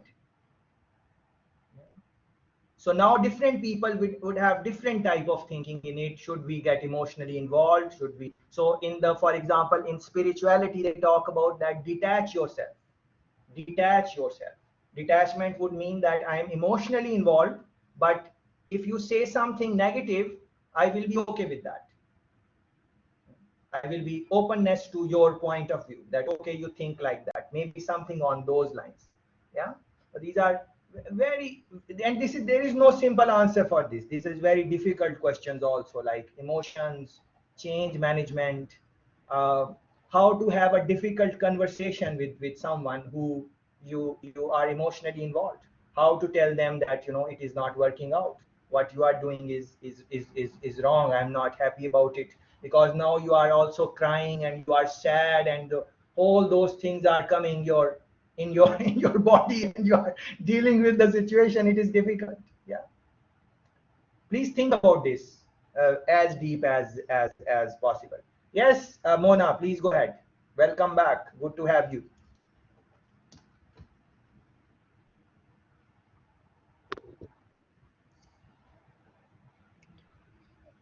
Hey, you hear me? Yes, Mona, please. Yeah, I can't remember what I was going to say, That's but okay. That's okay. it was That's okay. something about having a change, which is really, you know, outside my or whoever own comfort zone. But I hope in the end it's going to be like really good and nice, like the school thing you were saying about love your company. I was working in some union 12 years, and when I went back to work after twins from the maternity leave, there was one new boss, and there was only like 20 people working in there, and everyone was saying that, like, yeah, we kind of don't like her. And then I just went back and do my job. I was the only IT dude in there. And then they hired second new boss. I called her Tornado, except I of course didn't say that to her. But like everything changed. And they even had, the union was like 100 years old. And 2 years ago they have first time ever those, is it like cooperation negotiation, what's the word, you know, that some people just leave and some people have their new jobs and things like that. And those new lady bosses, they really appreciate degrees, and I only have one, or actually two, but the one is only to IT. And they said that I kind of don't have future in there anymore. So because I was a bit mad, I just went to Haaga-Helia, the open university, and I get a new job because they think that I'm I don't, you know, let things go that easily or anything. So I get 60 points in the first year, so I get in, so I can do the degree, and I get a lot of friends in there, so I start liking it. And now I just hope that I, you know, get the degree end of this year. So you will, because I kind of had to change, but I think it's a good point because now my, is it the recent job, my boss is asking like, are you going to still do the specialist job, or are you going to be like, you know, you want to be some boss or something like that? And I was like, yeah, I haven't think about yet. But I haven't spent a lot of time with my family last 2.5 years and stuff like that. Haven't seen my friends except those who are at school, except now because we can't go there. But I think in the end this have been a good, you know, change. Thanks. Yes, At thanks least for I the. get rid of those people in the old, except those nice colleagues. But because we are still, you know, calling and stuff like that. But even those two not that good and nice bosses, they have changed their jobs too. And Yeah. So yeah, this but point which Mona is mentioning is linked again with just like Christian mentioned about organization. Mona is also mentioning organizational change, and in this one, leadership. Based on what Monica just mentioned, leadership, the role of leaders, the person who is leading the company, and the company wants to go through some type of change, their personality, how they look at change, are they supporting the people, how they are supporting, if they need new skills, just like Christian was mentioning, like skill development, training, those type of things, are they being given, or they are just looking for new type of talent.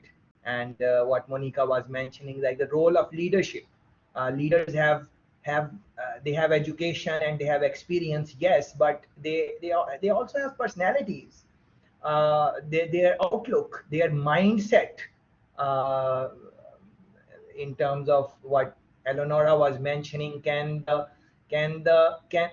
the leader has ability to reset the mind of followers? Can they, are they motivational? They can motivate people to go through the change. Those, what type of comments they make, just like you listen to what Monica mentioned. She was sharing her own example there, and we thank her for that. Like what the boss said to Monica, what the boss said, was it inspiring, motivating, or demotivating for Monica? Yeah. So these are so when you are hiring on those type of roles, which is again linked with HR issues also. And we are going to look at going forward all of these things: leadership, the role of leadership, organizational setting, how to deal with emotions, and all those type of things. I want to quickly go through your chat also. In fact, since every new day is a new beginning, we are in a constant state of change. We try to improve lives by adapting, adopting. Change is the process of transformation. Change in learning methodology, for example, like in Asia, it was so hard in the beginning, had difficulty adjusting. Of course, I'm going to just keep on looking at the this is a nice way to look at it. Change is equal to new opportunity. Beautiful. Yeah, so this is the mindset which we would want to think about. And that new opportunity is going to give you growth. It is going to evolve you, make you better, stronger.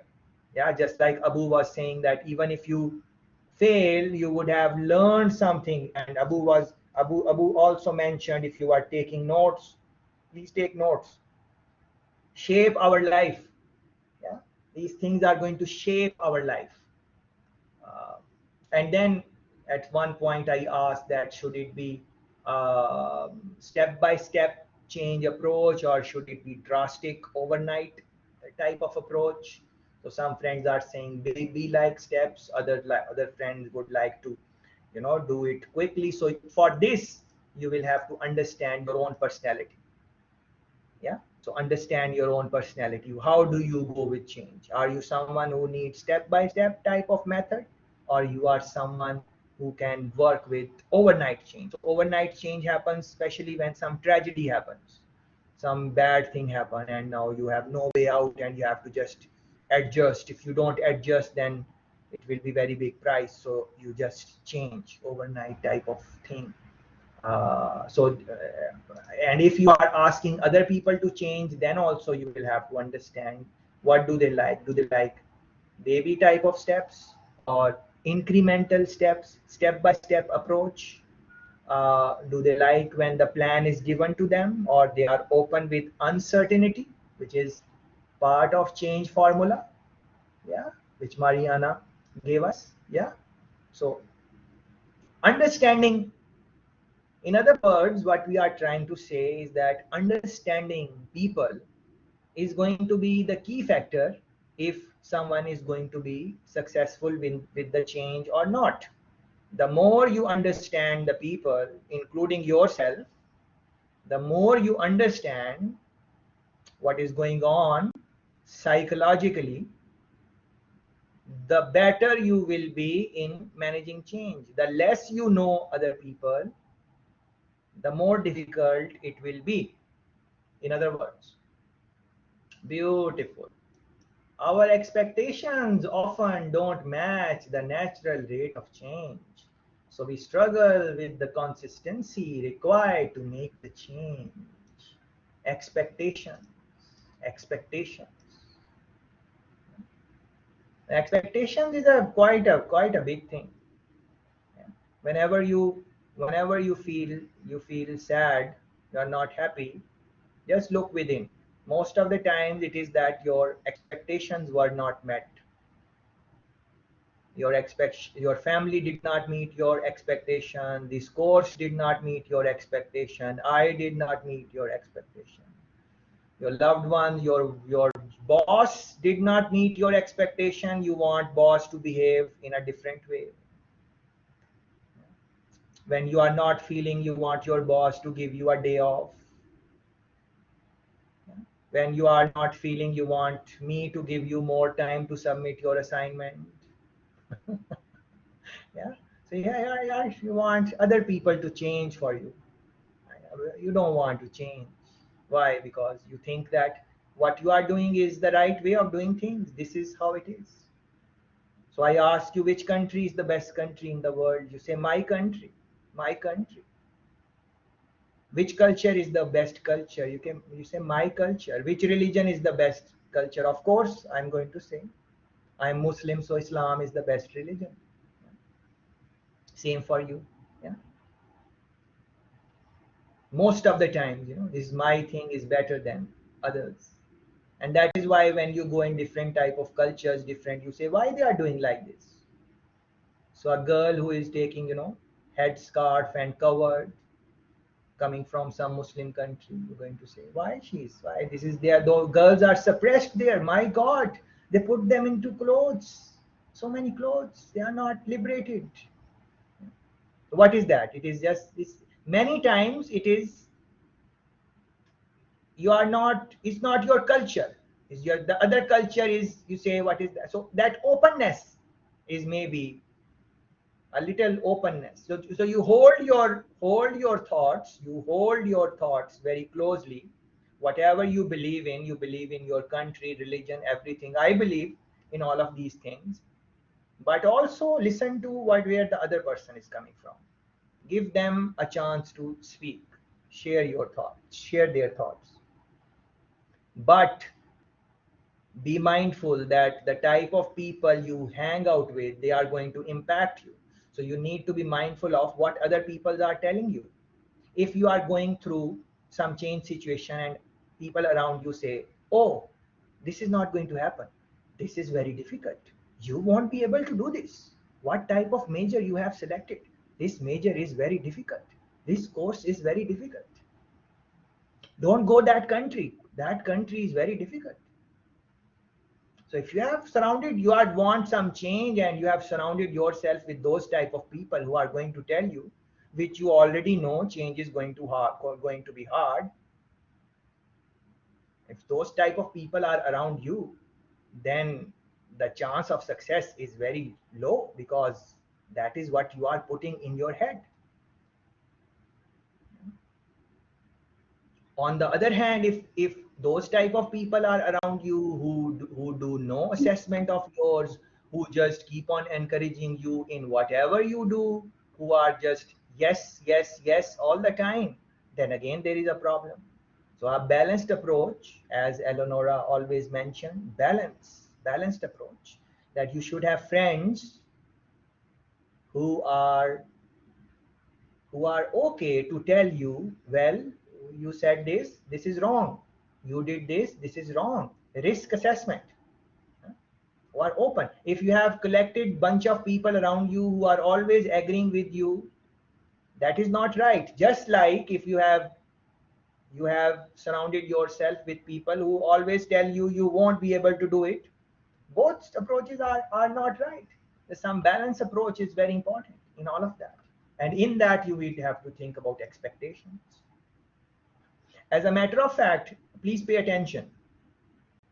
I want to tell you the formula for happiness. Yeah? I'm sure everyone wants to be happy. Yeah? Everyone wants to be happy, and I am a happy person, and I can tell you the formula for my happiness. The formula for my happiness is that expectations are inversely proportional to happiness. Yeah? Or happiness is inversely proportional to expectations. The more you will have expectations, the chances for you to be happy are going to be less. Yeah? The less you will expect from your surroundings and from yourself, the more happy you will be. This is how it is. But then that does not mean that I don't have high expectations. Like from you guys, I have high expectations from you guys. When we are discussing, high expectations. When I will be receiving your reflections, high expectations. Yeah. So it's a balance. Again, it's quite hard. So pay attention to this aspect of expectations with all the things we have spoken to. Change happens every day in a micro scale because we have intelligence to compare and adjust our lives according to our needs and wants. Then there is the layer of multiple people making choices which can be unexpected. People around you, you can you can you can you can adjust yourself, but how to adjust other people? How to adjust other people?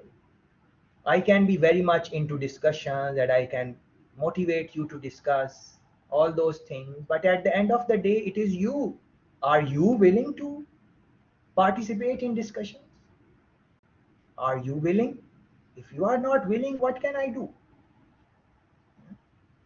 I can try again, motivate you, all of those things. But at the end of the day,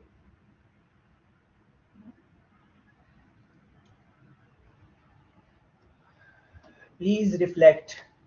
I am going through the chat box and reflecting. Please take next few minutes to reflect on the chat.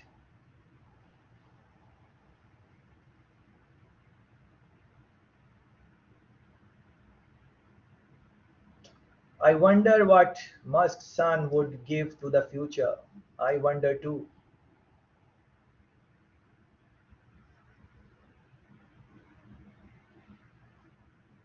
Good reason to change.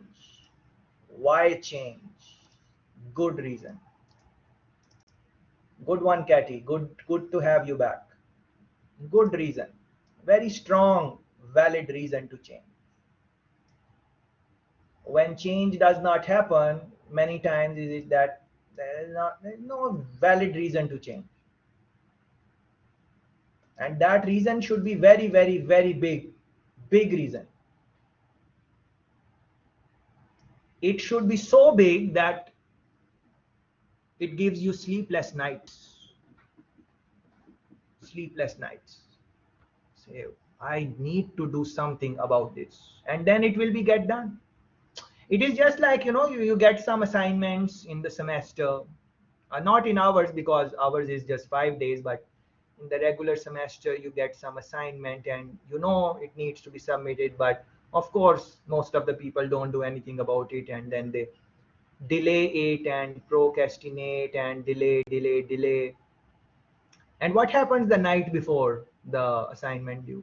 Everything gets done. Why everything gets done in the last moment? Why? when the deadline is there, everything gets done. People are not sleeping, they are just, you know, having Red Bull and making themselves up and working hard. What is that? Yeah. Because there is a very good reason. If you don't submit and miss the deadline, then you will compromise the course. You knew this from the day one, but you are just delaying. You are saying, oh, we will do it, I will do it tomorrow, I'll do it. And same thing for final exams. Many people just study the night before the exam. Tomorrow is the exam and you are studying all night, but you did not study too much in the semester. Many people do that. Not you guys, other people do that. Yeah. And your friends also do that, you know that. So what is that? Good reason. Mindset, of course.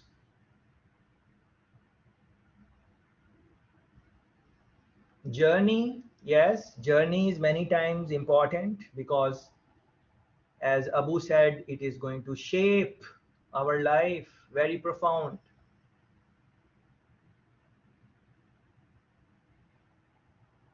Pay attention to this. The wrong mindset, number one, and hard habits to break can make it harder. So what makes change harder? It is already hard. What makes it harder? The mindset, wrong mindset, and hard habits. They make the change harder. So you need to reset your mind, as Eleonora mentioned. And before you make any habit, think if you want to make it or not. Just like I mentioned in the early part. If you do these two things and you have a good reason to change, very likely that things will happen.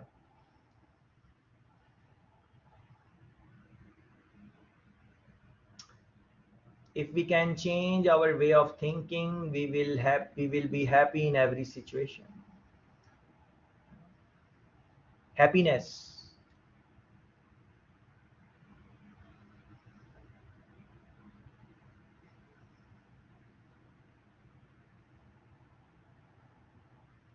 This is very profound. Thanks, Meena, for this one. Very profound.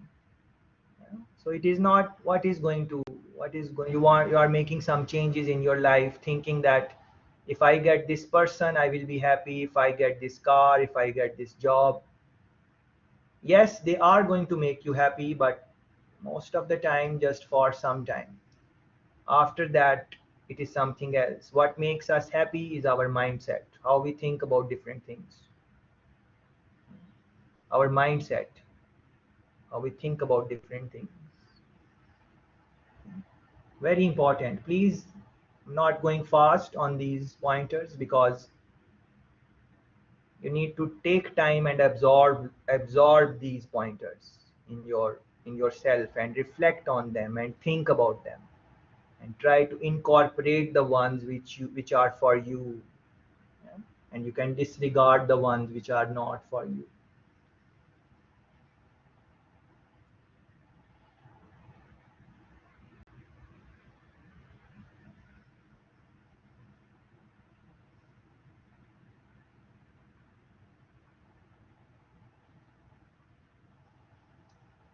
Very profound. It is hard to change someone's mindset, and you're asking someone to change, very hard. Yeah? But just give them good reason to change. Don't rush it. You are asking someone to change and you want that they will change right away. Right away. The words will come out of your mouth and they will just change. That is what your expectation is. It might happen if they are in love with you, or they are crazy about you in the beginning, in the early days. If that is the And what is love anyways? Your thinking ability is diminished when you are in love. Your emotions have taken over. You cannot think rationally. That is what love is. many times.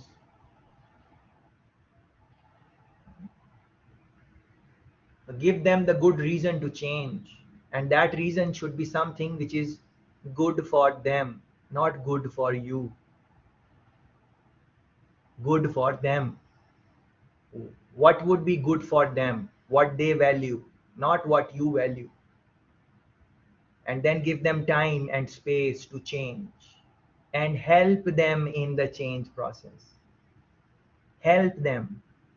Give them time, space. If they are not changing, understand that change is hard. If you don't have time and they don't change right away,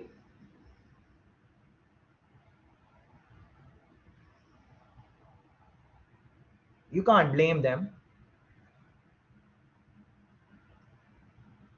Change is going to take time. Now, if you are in a military job and you are in a war and your commander says, okay, fire, and you're a junior officer, you will have to fire. In those type of jobs, you have to obey. You are in that situation, you have to obey to your higher command. You are police, you are those type of jobs, you just have to comply to the orders of your seniors. That is different type of jobs. But in other daily matters, daily routines, in normal jobs,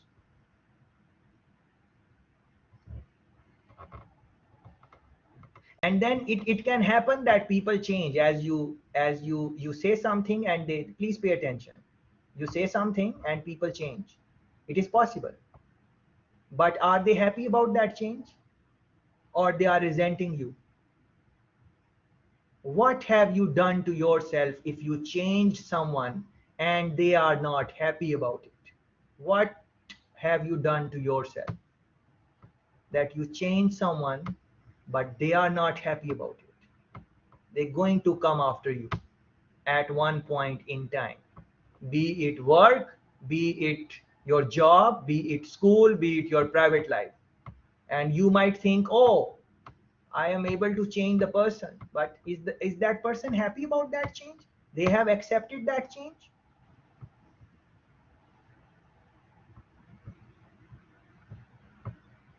If they are not happy about this change, then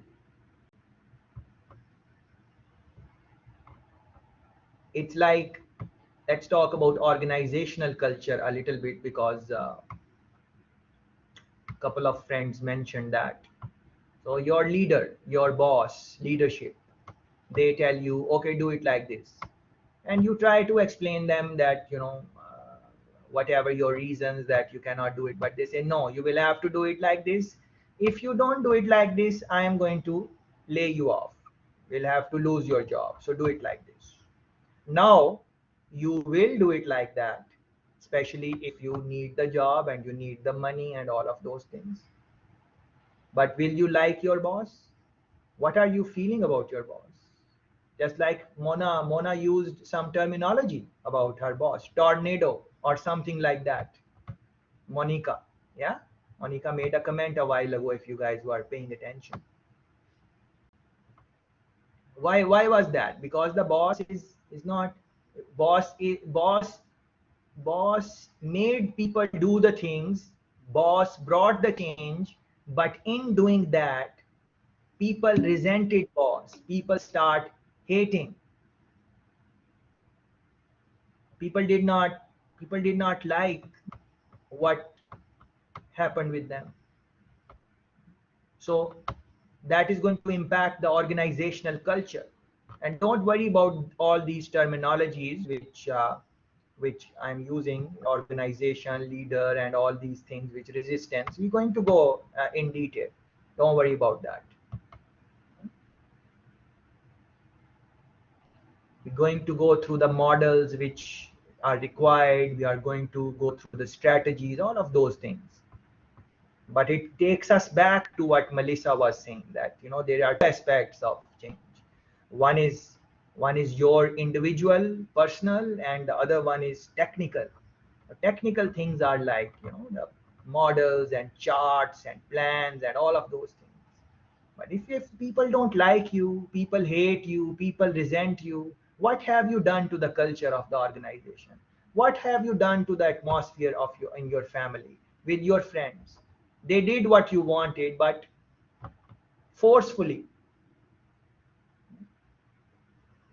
Now try to recall in your life when someone forced you to do something which you did not want to do, but you did it.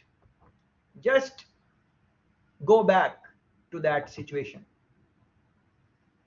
When someone forced you to do something which you did not want to do, but you did it.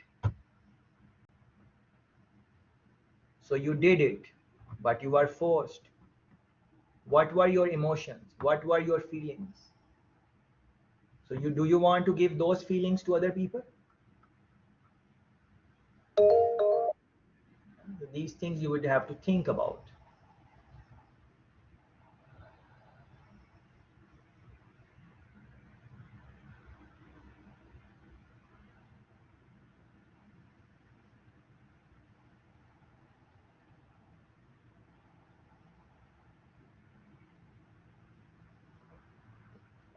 Please go through the chat as I am going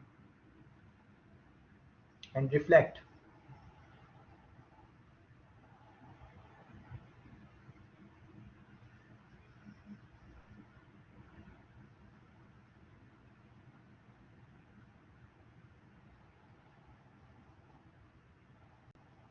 Yeah, pay attention to this. Yeah.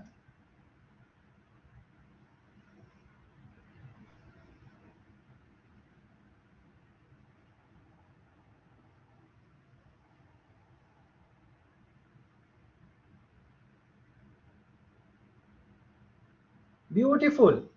Look at this. Denial.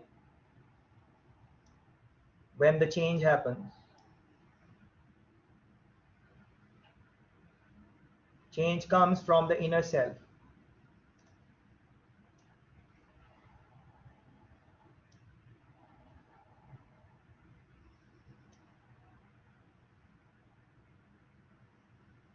I will just take the liberty to say, and I'm sure Sumaya is not going to mind. Sumaya's, I think, grandmother passed away some time ago. So please, everyone, pray for the family and her and everyone, and that it's a difficult time. So think about that. When someone passed away or something, you are in the denial mood. You are saying, "Oh, this not happened."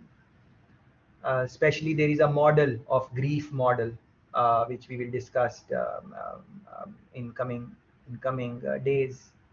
Yeah, so if something bad happened, you say, "Oh, why me? It did not happen."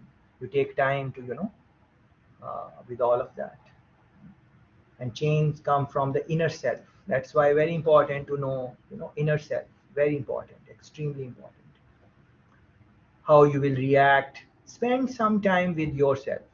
Spend time with yourself. Know yourself, your liking, because we are always spending time with other people. That is how the society is. We are always doing something, always doing something.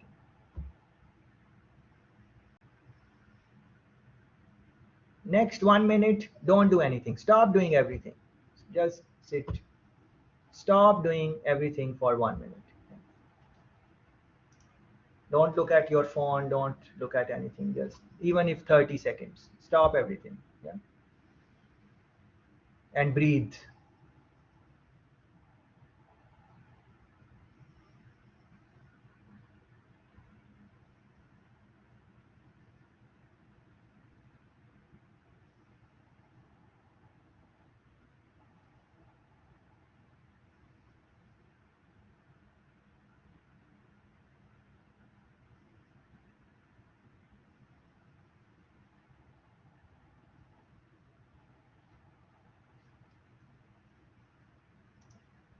Yeah, so 30 seconds. If you did that, you stopped everything, did not do anything, then I'm sure you must have the uneasiness, like, oh, I'm not doing anything. No one is speaking. What is happening? No one is saying anything, and your mind is speaking. Mind is not quiet. Monkey mind. Yeah. Sometimes don't do anything. Just, just after the session, say, okay, I'm not going to do anything for 2 minutes. Just sit there. Just see, just spend time with yourself. Okay, this is where I am. I'm here. Okay, just quiet. Just 2 minutes, 3 minutes. See what happens. Spend time with yourself. Know yourself. Yeah. It's very, very important to understand yourself in change situations. Know your limitations. Know your positives. Know your negatives. Know your dark side. What? Know the things which are not good in your personality. Have you ever tried to sit down and think, okay, what are my shortcomings? Where I am not good? Mostly people don't do that because it is difficult. Why someone would want to think what is?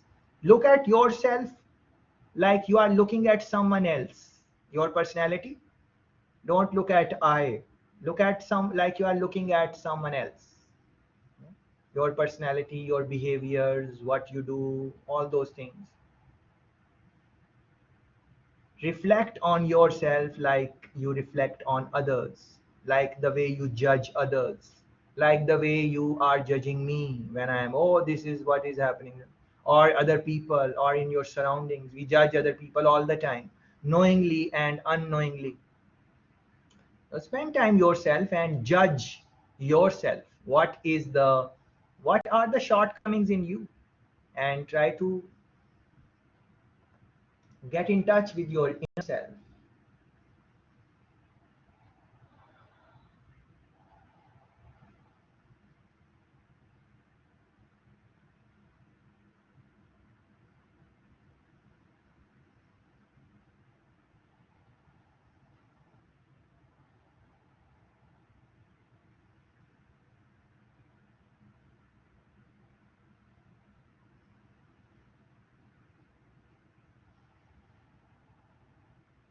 Yeah, I'm with you guys for last 2.5 hours.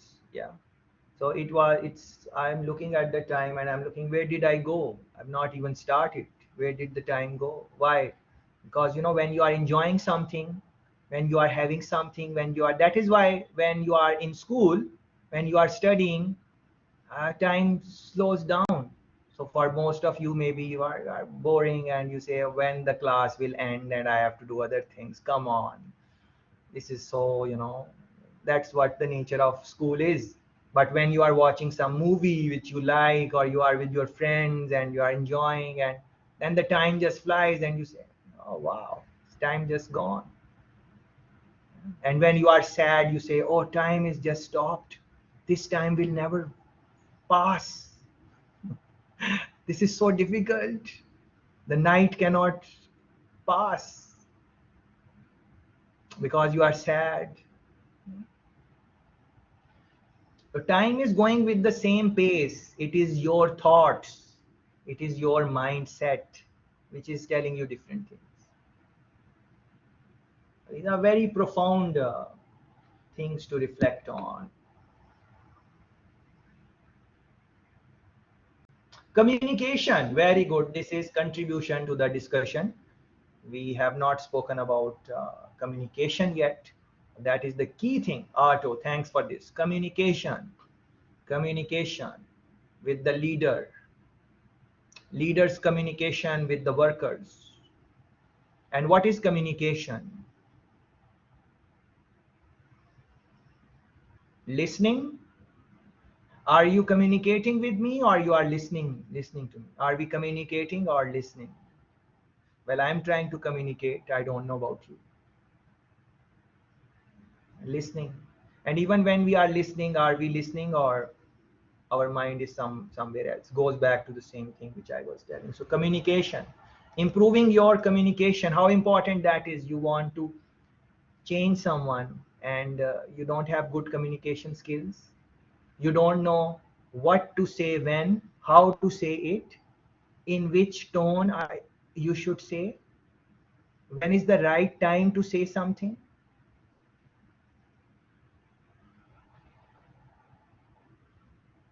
and communication takes time. To communicate, you will have to listen,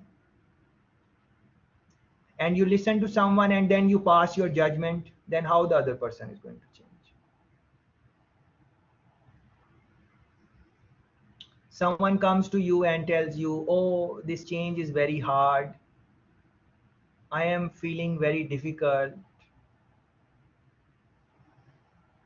and you are a busy boss, you don't have time, you have other things to do, and this worker is there with you and you don't have time, you will say, well, I can't, what can I do then?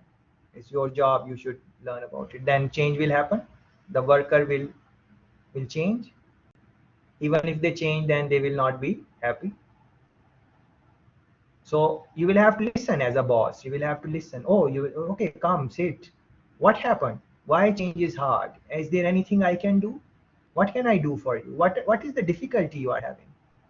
That empathy which lacks maybe in artificial intelligence. We discussed AI in last week and some friends are there, so I'm just making a connection. So if you don't have that empathy, then you are just a weak AI. You are not human being. Is how are you going to differentiate yourself from technology? But then it's things are so much connected. Our lives are very fast. We don't have time. People are doing different jobs. They have children. They don't have time for the children. Young people are focused on career, they don't have time for relationships, all those type of things, and everything requires time in life. So change without communication, which requires time and understanding and when to say what and how to say it, makes, and change is already hard. All right, Timo, this is, please pay attention. Very nice. Easiest change is when there is no other option but to change. What a beautiful point. What a beautiful point. When you have no option, now what to do? we have to do it. I have to submit the assignment because today is the deadline. If I don't, I'm going to fail the course. You have to do it. So in that time, you are not thinking about change. You are thinking you have to do it. I have to do it. Now this is very profound point. Very profound point. Extremely profound point. I was listening to this guy and he was saying that in this time, see what this time requires. You are in this moment what it requires. This moment requires that we talk, we communicate our ideas.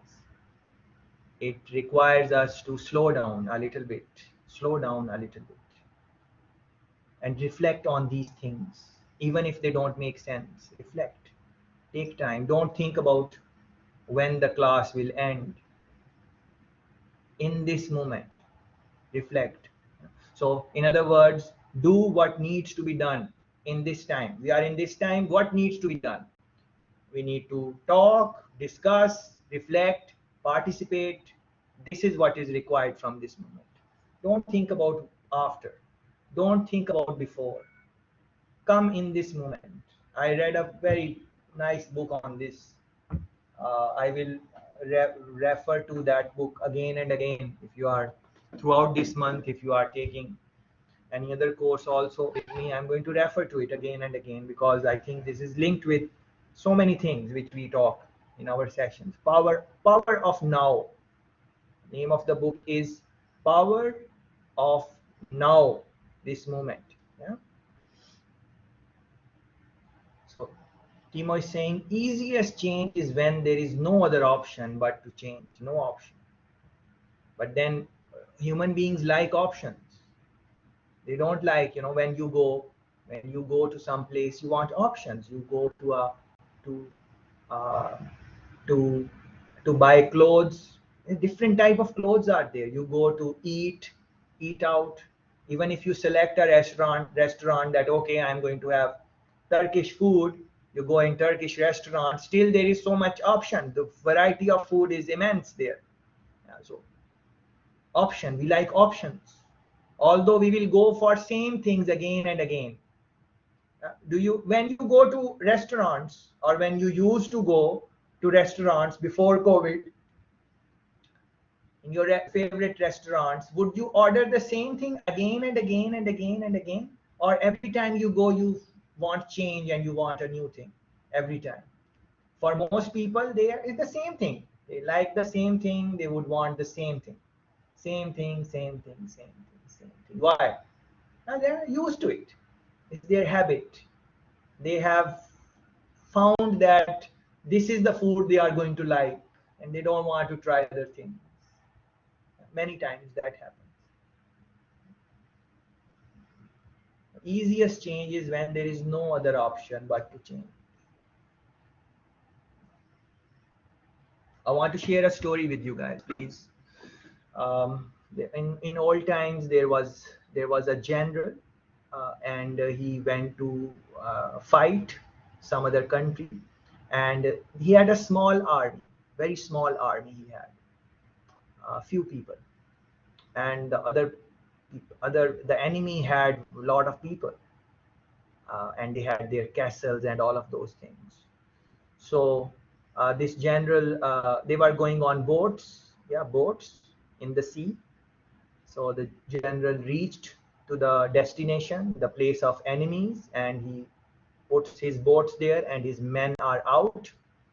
And the men says, "Oh, we are few in number, and what is going to happen? And let us hide these ships, these boats, small boats on which we came.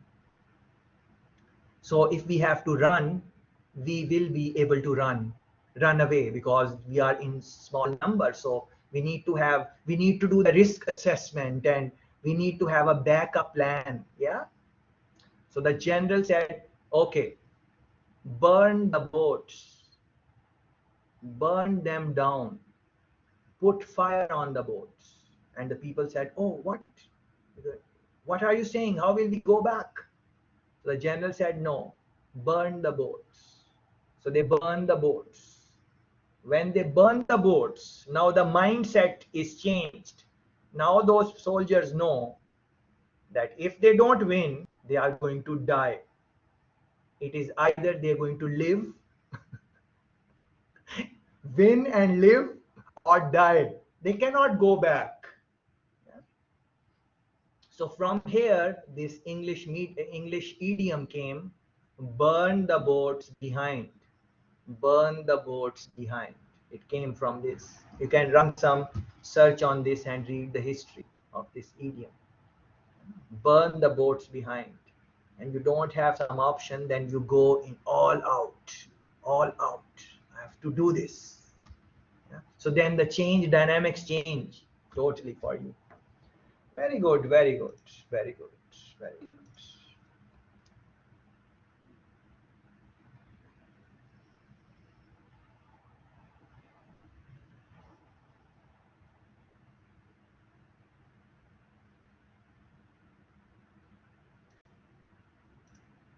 Yeah, mindset, again, some friends are talking about that mindset. Yeah, change the way you look at things, and the things you look at start to change. Your mindset.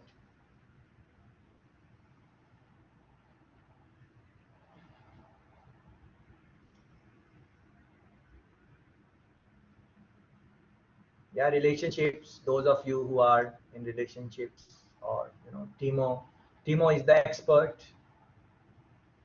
And from so from his experiences, we are what our experiences. And now look at this: easiest change is when there is no other option but to change. Yeah, they come from experiences.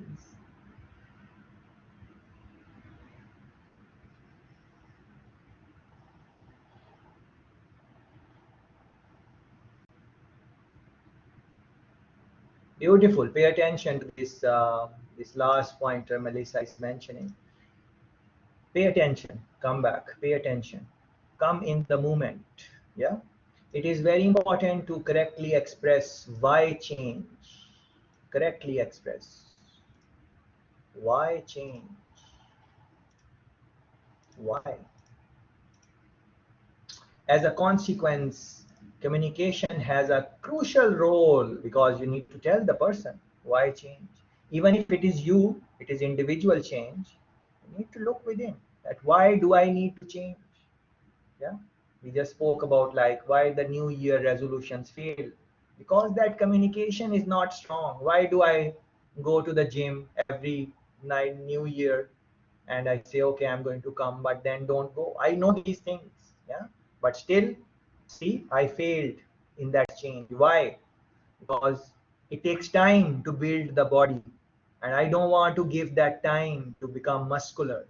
I want overnight everything happens, and so I can spend my time on other things which I enjoy. Because in the gym, I don't enjoy the process, but you have to go through that process to get that body. Yeah, those are see the so communication at work, I have found that I can perform better if I know the reasons why something has. Yeah, so this is at work. If the leader tells you that instead of telling that you need to do this and you need to do that, they tell you why do you need to do this?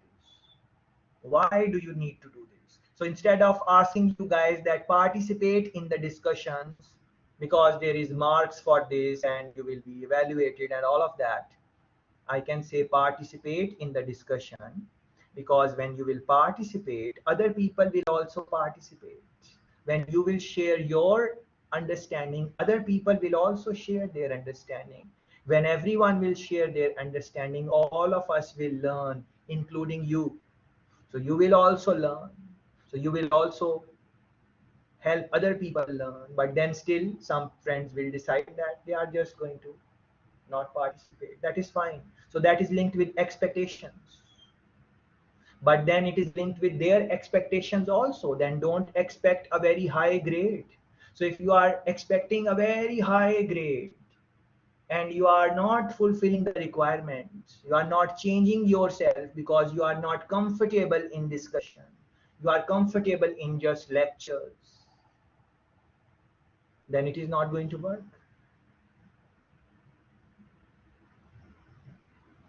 Some friends were raising their hands, so please go ahead if you would want to make some remarks, please. This is good time. Uh, I just wanted to go through the chat to see what are the things you guys are mentioning. Generally speaking, I don't go through the chat as much, uh, but I thought because we are starting day one, so I just wanted to see where is your mindset. What are the things you wanted to say. So that is why. But anyways, please go ahead. Some friends were raised. I think Binod was raising hand, and other friends were raising hand. So please go ahead. We still have 15 minutes. So make some comments. Um, Talk about something which maybe we did not briefly touched on. Overall, in the scheme of things, of course, there are so many things. Okay, I can just pretty much everything is explained, but I just would like to say like there is changes within yourself and changes around you. So for me, change within yourself is very difficult. I would say it is a process of transformation. For that, we have to come up with a very strong willpower and strong mindset. I think it is the connection between a mind and a soul. Because from my experience, many times I tried to quit smoking. I was not able to quit it, but I realized that that thing was coming from only from my mind, but the final call was from my soul. So finally I quit smoking. So it's been now 2 years I don't smoke.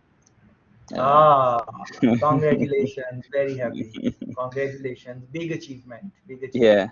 yeah, and I think that change, sometimes there is changes around you and that might affect you. So for that, we have to make ourselves ready to adapt in that changes.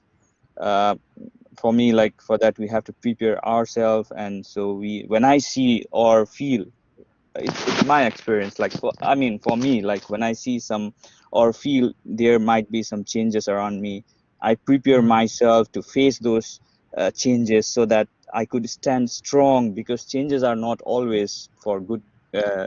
Changes are not always good. Mm, mm, mm. What strategy, like you are saying that when the change is within, it is hard, and of course I also relate with that, that the biggest change is when we want to change ourselves. That is the biggest and most difficult changes come from there. What are, based on your experiences, what are the tools and techniques and best practices you can share with our friends here, which can help them in whenever they are going through some type of personal change within? They can say, okay, I can do this, do these 2 3 things, and they can help you. If you can share those thoughts, that would be very nice. Yeah. I later on I realized when I quit smoking that that the final call was from my soul. That day I realized, like, okay, I will not smoke because it's very bad and it's harming me and I'm wasting money. So that call was from my soul. But before that, every time I used to plan, like, okay, I will quit smoking, but early in the morning I used to be in the shop to buy cigarette. So Mm, later on I realized, and I try to work on it, like as you said earlier, I went to some nearby a lakeside or riverside in a peace, and then mm, with my guitar, and then I try to you know sit alone and try to realize why I quit suddenly, like all of a mm, sudden, like why I mm, achieved that was a great success for me, actually. mm, So later on I realized that that was from my soul, actually. mm, That came from my soul. So changes is like when you really feel it from inside your soul, then it will, mm, and it's a connection between a soul and mind, because mm, if you control your mind from your soul, then you can achieve everything, I guess. mm, Changes, if you want to bring some changes. For that, I tried meditation also, and then mm, try to be calm, and then so many process were there. Like I try to follow some uh, like principles of some people, and mm, then and meditation was one of the thing, like, so that mm. really make me strong from inside. So Mm, very nice. Meditation, spending time with yourself, going yes. on your own. Yeah, Mm, I spend quite a lot time with myself mm, to find out what I am and how can I change mm. myself. What is the Beautiful. necessity in the life? What is life and how can I make it more beautiful? Actually, I also Mm, realized that mindset is everything. Like for now, mm, I'm happy even if I don't have anything, because I have a mm. mindset. I already am very happy with this beautiful life because I have Yeah. everything. So Yes. sometimes if I Yes. don't have anything, I just try to console myself, like, okay, I should be happy because I'm strong. I have this beautiful life. So if I Mm, work hard, and I can achieve that tomorrow, or I try to mm. console myself, and Very nice, beautiful. It's lovely to have you, beautiful. Just the last one here. Those of us who are trying to find themselves or aspire to have the mindset which you have now, what should we do to get that type of mindset, or to find the purpose of life, or to know ourselves? What are the things we should do? for me, the main thing was my mother was also doing meditation from a very long time, and I was with her from my childhood days. I was going with her in every places where she visits. So I was very much inclined in meditation. So maybe meditation was the main thing which made me very, very strong and try to like change my life in a better uh, direction, I would say. Mhm. Which country you are coming from, Vinod? I'm from Nepal. Nepal. Well, so religion and spirituality and those type of things come from that culture. So very nice to have you in the session, and enjoyed your comments. I'm sure all other friends learned from what you have to say. I would say, why not exchange your contacts with Binod if you want to achieve that type of mindset which he is talking about. Network within yourself also. Uh, I am not I'm not your lecturer. I am just facilitating the session. I am learning as much as from you as you are going to learn from me. So collectively, we are going to reach somewhere. And especially the type of pointers our friend mentioned a while ago, how there is a coronavirus times, and it's different type of environments we have to engage with. So in that, if you liked what Binod said, I liked it personally speaking. If you liked it also, reach out to him. um, Take email addresses or WhatsApp or whatever you are comfortable with, and exchange ideas and so on. One thing I would like to mention here, that influences, we don't mention influences. So we need to have whatever we want to become in life, whatever change we want to create in life, whatever you aspire. You want to be rich, nothing wrong in that. You want to become very big businessman, nothing is wrong in that. Be whatever you want to be, whatever your calling is. So have those type of influences in your life. The people which are around us, they really, as Abu was mentioning, they really shape our life. what Yeah, type of uh, exactly. what type of things they say and all of those things. If you have parents like Binod has his mom, that is good. Nothing is better than having a mother who you can relate with that. But even if someone does not have parents, nothing to worry about. Find other people. Um, what I have learned in my life is that the relationships are not just of blood. Yeah, it's not just blood. uh, of course blood relationships are important, your mom, dad, biological people, your brother, sister. But think about friends. We make very good friends in our life, and we learn a lot from them, and we love them. They are not connected by blood. We just made them on our own. So even if there are some friends who don't have their parents, or you don't enjoy that type of relationship with the parents, nothing is wrong in that. Have a positive mindset about that.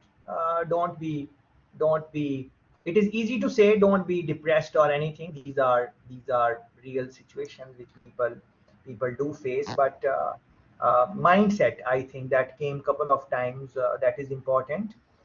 Another thing which Vinod mentioned, I would like to talk about. He said, the day I realize that I need to quit, the day I realize, that realization. And then he's saying he was also thinking why he just quit, right? That realization. So if that change has not happened, then maybe we have not realized, or the other person you are trying to change, that person has not realized how important that change is. Yeah. So that is again important pointer to think about. He spoke about willpower. Willpower. Please read on that. How to improve willpower. Some people have it naturally, other people have to work on it. So but anyways, all these pointers which were made in the last 3 hours or so, yeah, I hope you are making notes, and you will have to now reflect on these. So thanks, Binod. Yes, Som, please go ahead. And any other friend also, if they want to speak, please raise your hand so I know how many people want to say something, and then we can conclude. Hi, yes, I actually wanted to add something on what was said, what everyone said. I feel like change is actually the rule of nature. I feel like we all see change, we all go through change. And I feel like it expands our mind and it helps us grow as human beings. And sometimes, sometimes people find it tough, and I understand it because they actually have like a battle in their mind, and because like they're scared of consequences. And as some people have already said, we have like in our mind we have actually a rational side and an emotional side, and the rational side is more of like thinking, planning, and our emotional side is more about motivation, like our instinct and that kind of stuff.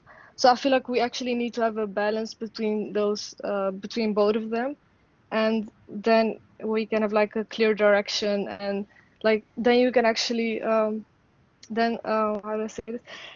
Then you can, like then you, so actually like it's more of,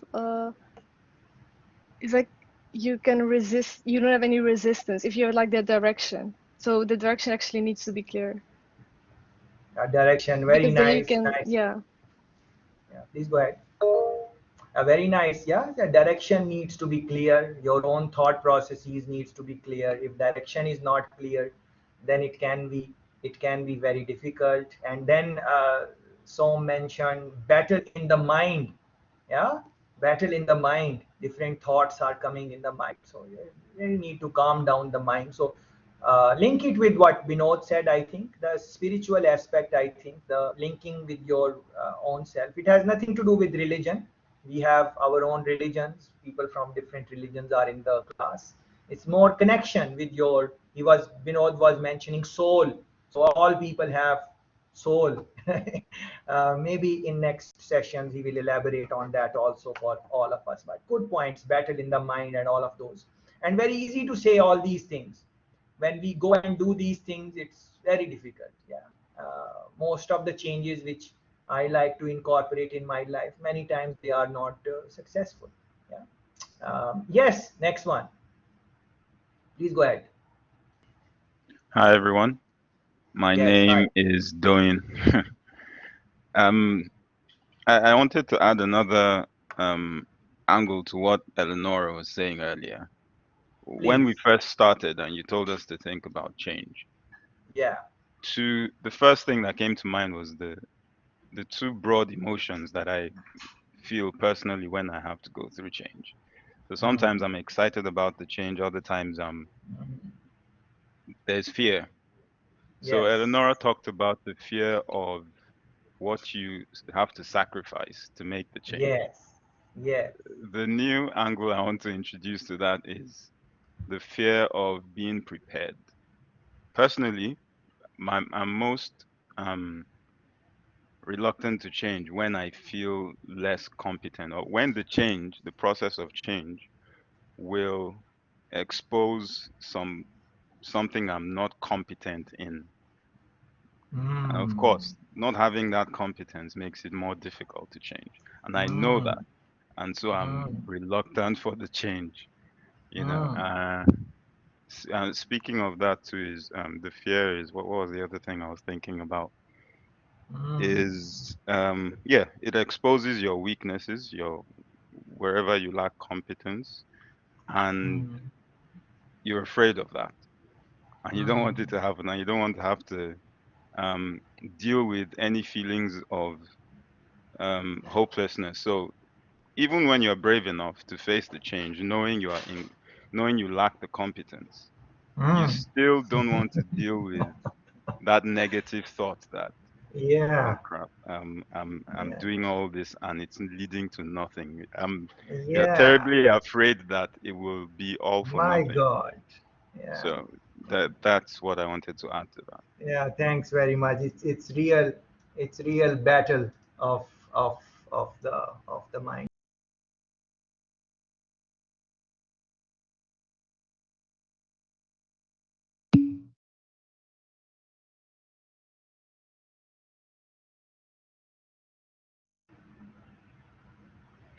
Yes. Thank you very much. Have a good night, good evening, good morning, wherever you are.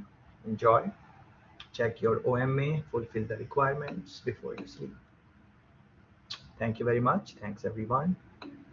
Thanks, sir. Have a Thank you. nice night. Oh, you are changing your. You are sitting in different place now. Yeah, because I can't find any place, but I don't know Okay. place. Where is this? What is the background? Where is this place? This is my university, It's your my university. faculty. Which I'm in campus now. which university is this? Özye University. Sorry? Özyeğin. Özyeğin. Aussie. Özyeğin It is in University. Turkey. I can't understand. It is this university is in Turkey, I think, because some other Yeah, yeah, Canada yeah. like. Yeah. So you have Uh, the we are university is studying. open. Yeah, oh, your connection or my connection is not good, and some words can cut it Okay. because of connection. Okay. Can you say again, please? I was saying that your university is open. You are there, so you are taking classes like live classes. They are happening there in your university. No, no, no. Only I'm here. You are here. Yeah. Just you and the Sir, universe. I My woke up. God, the light is gone Oh, now. yeah, yeah, yeah. Big. It's automatic, I think. Sir, I So woke up at 5 a.m. Therefore, I'm so sleepy now. I'm yes, sorry. please rest and enjoy your night. Good to have you. I think you are all alone in the university, so it it can be a little bit scary, I think. No, no, no. I'm working here, and I think some students and